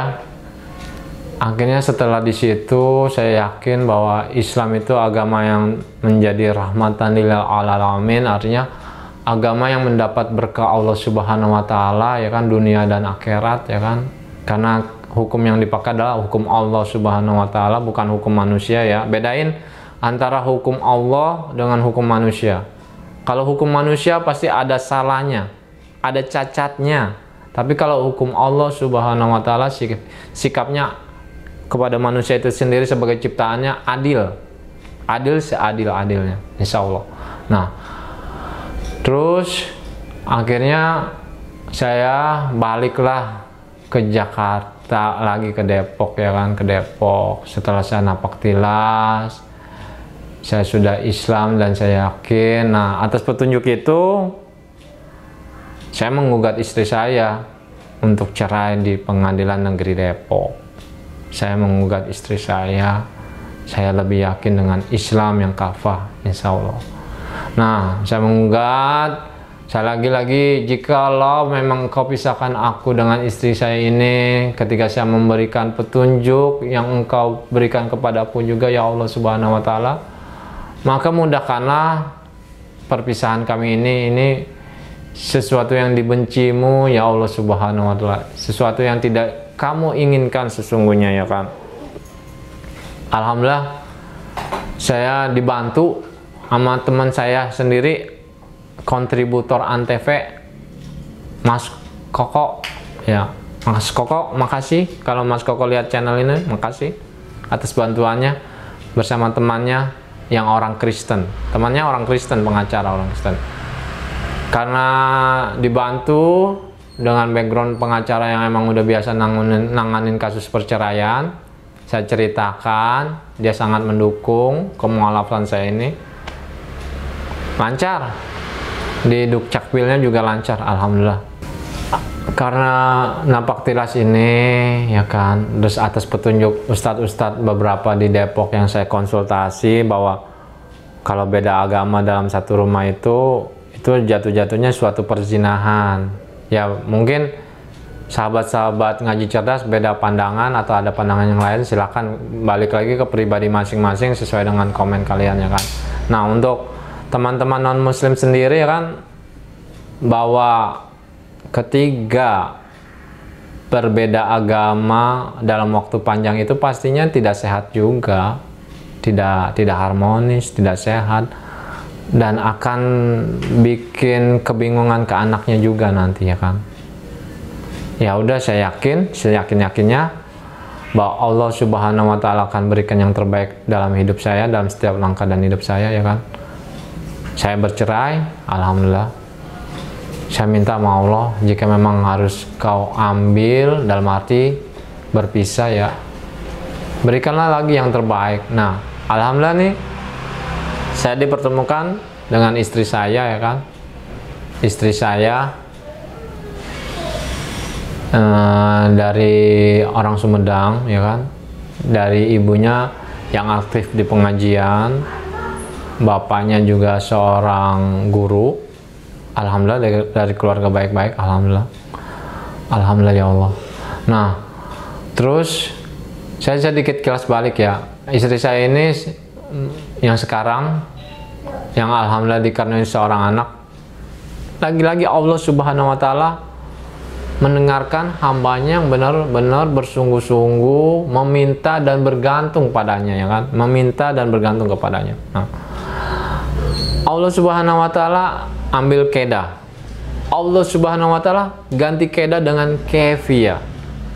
Sama-sama wajahnya sama. Sini? Enggak. Oh, oke. Wajahnya sama, kulitnya sama. Alhamdulillah ya Allah. Kecerdasannya juga sama. Cuma yang membedakan cuma akidahnya doang. Alhamdulillah ya Allah Subhanahu wa Ta'ala. Segala puji dan syukur kepadamu ya Allah Subhanahu wa Ta'ala. Nah, dengan menikahi istri saya yang baru ini, saya tetap masih bekerja di Antv, ya kan. Nah, kadang dalam tugas penugasan itu ada tugas-tugas juga agama-agama lain, agama-agama Kristen, teman-teman non-muslim, ya kan, agama-agama Kristen. Nah, jadi ketiga tugas sebelum dimulai, kadang saya suka ajak perbincangan dengan pendeta tersebut, ya kan. Pendeta itu memandang saya sebagai seorang Islam karena saya ketiga tugas, kadang saya habis sholat Jumat masih dalam pakaian kopiah, ya kan, kayak gitu. Nah, ketika terjadi dialog, ya kan, salah satu dialog yang saya tanyakan ke pendeta adalah, jikalau memang Yesus atau Nabi Isa Al-Masih itu menganggap dirinya Tuhan, ya kan, apakah teman-teman non-muslim bisa menunjukkan nanti di komen, ya kan, ayat mana di Injil, ya kan, ayat mana di Injil yang secara langsung menyatakan Yesus yang berkata, ya, Yesus sendiri yang berkata nih, kalau saya Yesus nih, saya sendiri yang berkata bahwa saya Tuhan, sembahlah saya sebagai Tuhanmu. Dan Yesus berkata itu ke murid-muridnya, otomatis kan, ada nggak ayat itu? Kalau ada, ya, yang berkata langsung dari murid Yesus sendiri, saya akan balik lagi ke agama Katolik, ya, kalau ada. Tapi kalau nggak ada, silakan teman-teman non-muslim, bingung kan pastinya kan, ternyata emang nggak ada. Yang ada itu hanyalah gini loh, di Injil itu kan ada Matius, Lukas, Markus, Yohanes, ya kan. Yang ada adalah Injil Yohanes mengatakan Yesus berkata, gitu. Injil Yohanes mengatakan, bukan Yesus berkata, enggak. Injil Yohanes mengatakan. Coba pakai peribahasanya, Yesus sendiri yang berkata, gitu loh. Tapi enggak berandai-andai kan bahasanya kan. Iya kan? Misalnya, aku ini adalah Tuhan Allah, gitu. Sebenarnya tafsirnya gini loh. Ketika Yesus bilang sebagai Lord atau Tuhan di dalam bahasa Inggris, ya, sebenarnya kata Lord itu nggak identik dengan Tuhan, ya. Jadi kalau baca Injil, bacalah menyeluruh dari atas ayat 1 atau sampai selesai. Lord yang dimaksud adalah Tuan Guru. Jadi ke-12 murid itu memanggil Yesus sebagai Tuan Guru, sebagai guru, sebagai pendeta, sebagai ustadz.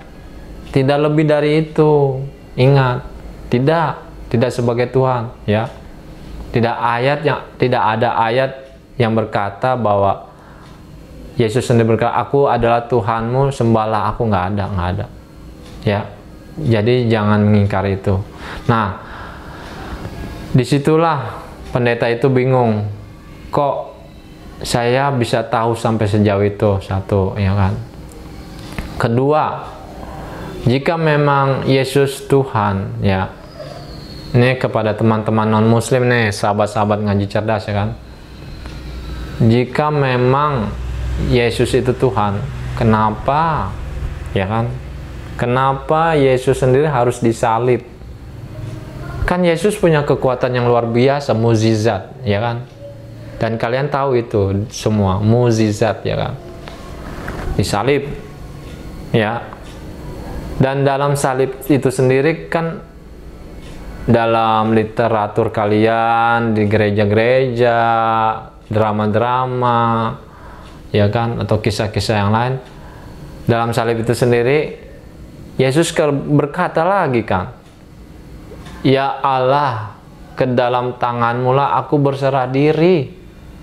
Tuh, artinya Yesus tuh lagi berdoa. Kalau bicara berdoa ya, kalau dia Tuhan, harusnya dia menyelamatkan diri, ya kan? Hilang kek, ya kan?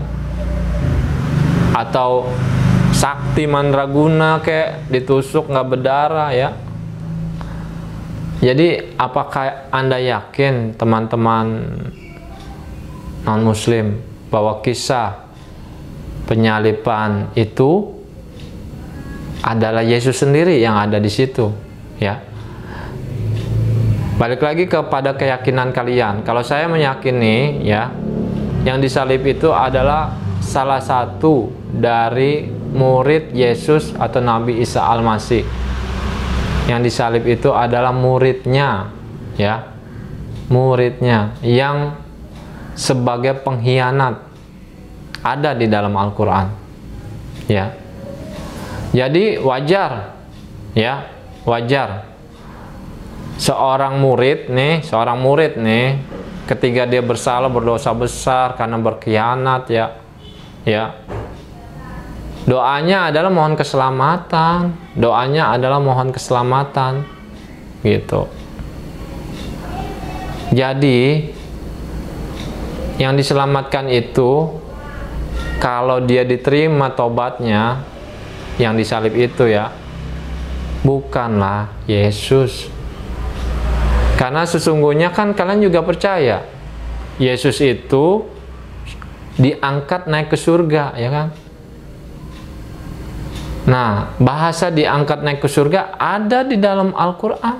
Ada, benar. Karena Nabi Isa Al-Masih ini emang derajatnya diangkat sama Allah. Seperti Nabi Idris, ya. Nabi Idris kalian tidak mengenal, ya. Sahabat-sahabat ngaji cerdas pasti mengenal Nabi Idris, ya, Kang Asep, ya. Iya. Beliau adalah Nabi yang soleh banget. Nabi yang cerdas dalam hal pengetahuan, ya kan. Nah, saking cerdasnya, saking solehnya, sampai malaikat siapa yang ngiri itu sama dia? Malaikat maut. Siapa malaikat maut? Israel, ya?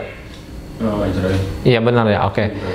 Nah, dia ngiri agar atas izin Allah Subhanahu wa Ta'ala bisa dipertemukan dengan Nabi Idris, ya kan? Diizinin. Akhirnya berteman, menjadi manusia, ya kan, menjadi manusia. Sampai pada suatu hari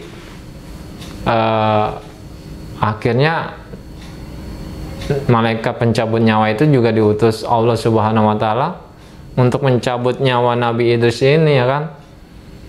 Karena udah faktor kedekatan itu, ya kan, faktor kedekatan yang luar biasa, malaikat pencabut nyawa bilang, tugas ini berat bagiku, ya Allah. Tetap dijalanin.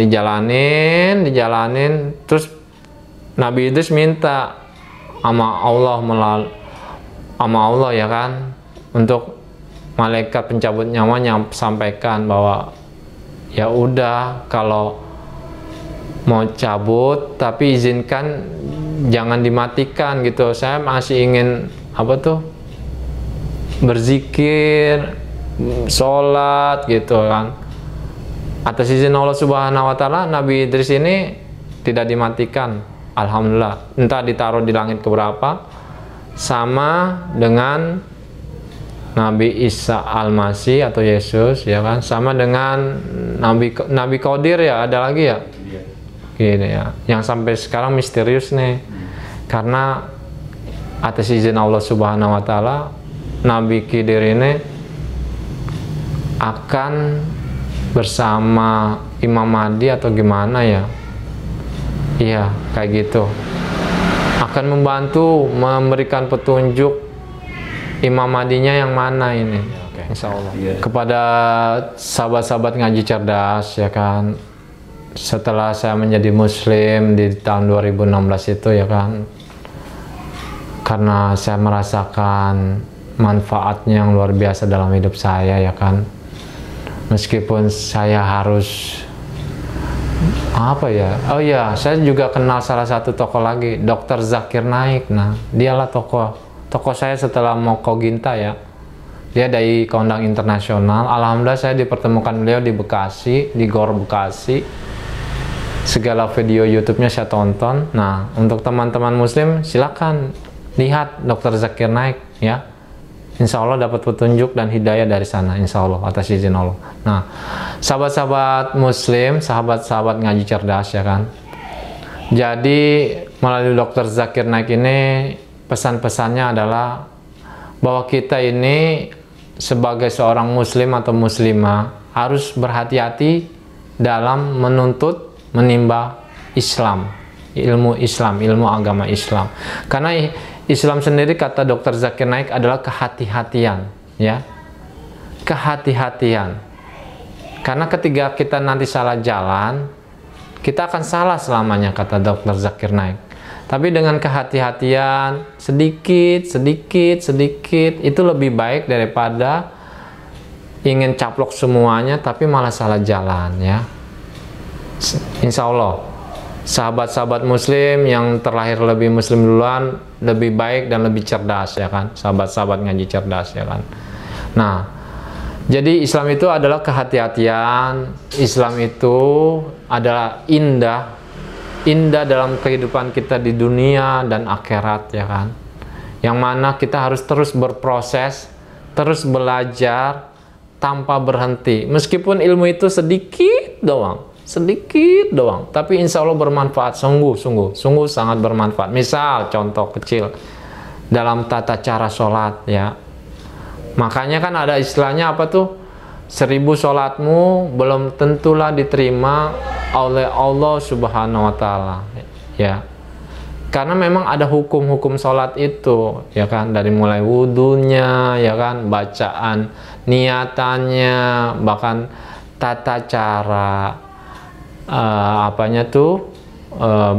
Allahu Akbarnya, tata cara rukutnya, sujudnya, posisi kaki kita, jari kaki kita, itu semua ternyata disunahkan. Ada, insya Allah ada petunjuk itu. Silakan sahabat-sahabat ngaji cerdas cari tahu sendiri. Karena ketika memang posisi-posisi itu tidak baik atau salah, belum tentulah diterima ke sholat kita ya kan. Belum tentulah diterima sholat kita. Apakah sahabat-sahabat ngaji cerdas tidak sayang sholat 1000 tahun atau seusia waktunya azal datang nanti bagi kalian tidak diterima sholatnya? Kan sayang. Mumpung hidup ya kan, mumpung diberikan rahmat Allah Subhanahu wa Ta'ala, cari tahulah saudara. Bukan saya ingin mengasih tahu, tapi insya Allah saudara-saudara, sahabat-sahabat ngaji cerdas lebih tahu dari saya. Amin. Nah, itu satu. Islam itu kehati-hatian, Islam itu berproses yang tidak kenal umur ya, tidak kenal usia. Terus belajar. Saya sendiri terus belajar. Nah, untuk teman-teman non-muslim ya kan, yang udah dapat petunjuk nih ya, kan, udah siap untuk bersyahadat, dengan dapat ancaman ya, ancaman seperti saya alamin, dengan dapat sesuatu yang akan ditinggalkan atau hilang bahasanya. Jika Anda yakin dengan seyakin-yakinnya ya, ini saya personal, saya menyarankan ya kan, cari tahu dulu seyakin-yakinnya tentang Islam dulu ya kan. Ketika Anda yakin nih atau Anda bingung ya kan, nanti insya Allah Kang Asep ya akan memberikan nomor handphone saya di deskripsi ya kan. Nah, saudara-saudara non muslim kalau ada yang mau ditanyakan, kalau saya sempat insya Allah saya jawab ya kan. Karena ingat nih pesan saya kepada saudara-saudara non muslim ya, kesempatan itu tidak datang dua kali ya, tidak datang dua kali ya. Kesempatan itu sekali seumur hidup Anda ya. Seperti ibaratnya gini, kalau di saudara non muslim bisa ke Israel, itu suatu kebanggaan kan, ke tanah suci Israel kan ya. Sama nih ke sahabat-sahabat ngaji cerdas, bisa umroh, bisa naik haji, itu suatu kebanggaan yang suatu bonus tersendiri karena dapat pahalanya besar sekali. Nah, kalau saudara kan bisa ke Israel kan bisa suatu kebanggaan. Nah, sama ketika Anda berani dengan seyakin-yakinnya memutuskan bersyahadat, percayalah itu adalah suatu kebanggaan bagi Anda ya, yang tidak bisa dinilai, bahkan dibayarkan dengan 1 triliun rupiah. Nah, tidak bisa dibayarkan dengan uang ya, ingat itu. Ada pendeta nih bayar saya 2 triliun untuk balik ke agama saya sebelumnya, Katolik ya, misalnya nih, misal saya nggak mau. Saya yakin Allah Subhanahu wa Ta'ala berikan rezekinya kepada hambanya yang tauhidnya tinggi ya, tapi tetap bertakwa secara istiqomah ya kan. Jadi jangan ragu, pesan saya, yakin bahwa di balik itu semua, di balik ujian ya. Makanya nih saya berpesan kepada saudara-saudara non muslim, teman-teman non muslim ya kan, ketika mau bersyahadat ya, carilah petunjuk Islam yang sebaik-baiknya ya, sesungguh-sesungguhnya. Karena memang maaf, Islam sendiri di Indonesia ada istilah Islam Nusantara ya, itu salah, itu salah. Personal nih, personal, balik lagi kepada Anda. Ada yang bilang Islam Nusantara itu lebih baik, itu personal ya. Bagi saya salah itu ya. Islam itu adalah agama yang turun langsung dari Allah Subhanahu wa Ta'ala, agama yang disempurnakan melalui utusannya Nabi Muhammad SAW. Sempurna karena ketetapannya adalah hukum-hukum Allah Subhanahu wa Ta'ala yang dicontohkan melalui Nabi Muhammad SAW. Jadi yuk teman-teman non muslim, jangan ada keraguan. Insya Allah kalau Anda ada keraguan di sekitar Anda, ada yang akan menolong. Misalnya di Kupang ya kan, misalnya di Jogja ada yang menolong. Kalau di Depok sendiri, kalau situ mau kontak saya, insya Allah saya tolong ya kan. Tapi dalam hal keyakinannya, insya Allah saya jelaskan sejelas-jelasnya, insya Allah. Bagi teman-teman, bagi sahabat-sahabat ngaji cerdas yang tertarik dengan kisah saya ini dan ingin berdiskusi ya kan tentang Islam, menurut kalian saya lebih baik padahal saya masih belajar ya, silakan nanti ada nomor WA saya di deskripsi ya kan, silakan hubungin saya, kita bikin dialog ya kan, kita bikin dialog WA grup, silakan. Apalagi nanti saya jelaskan di situ juga maksud saya kenapa diskusi, karena sesungguhnya itu juga ya, Islam itu juga harus berpolitik ya kan, Islam itu harus mempunyai wawasan sebagai kenegaraan, karena kalau tidak kita akan dipimpin oleh kaum minoritas, dan itu bahayanya nanti ke undang-undang, ke peraturan kehidup kita sehari-hari. Wilayah Depok ya Pak? Untuk wilayah Depok aja, untuk wilayah Depok aja ya, terutama nih bantu saya kayak di wilayah Depok aja, kayak di Sawangan, Bojongsari dan Cipayung ya, bantu diskusi. Bagi teman-teman yang udah menjadi muslim tapi dari mualaf, dari Kristen, dari Katolik, dari Konghucu, dari Buddha ya kan, silakan. Itu yang lebih baik lagi, karena yang saya takutkan kalian salah jalan ya kan. Tapi kita diskusi, ketika kalian memilih jalan Anda yang itu, Anda lebih yakin ya silakan.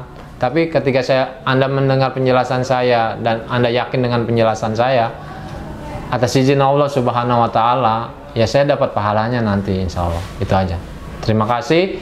Semoga acara YouTube channel ini terus berkembang, ngaji cerdas terus berkembang seiring dengan bertambahnya zaman dan waktu, bermanfaat dan menjadi pahala bagi kita semua ya yang mendengar kesaksian saya ini, insya Allah. Semoga bermanfaat. Terima kasih teman-teman, sahabat-sahabat ngaji cerdas, teman-teman non muslim. Terima kasih.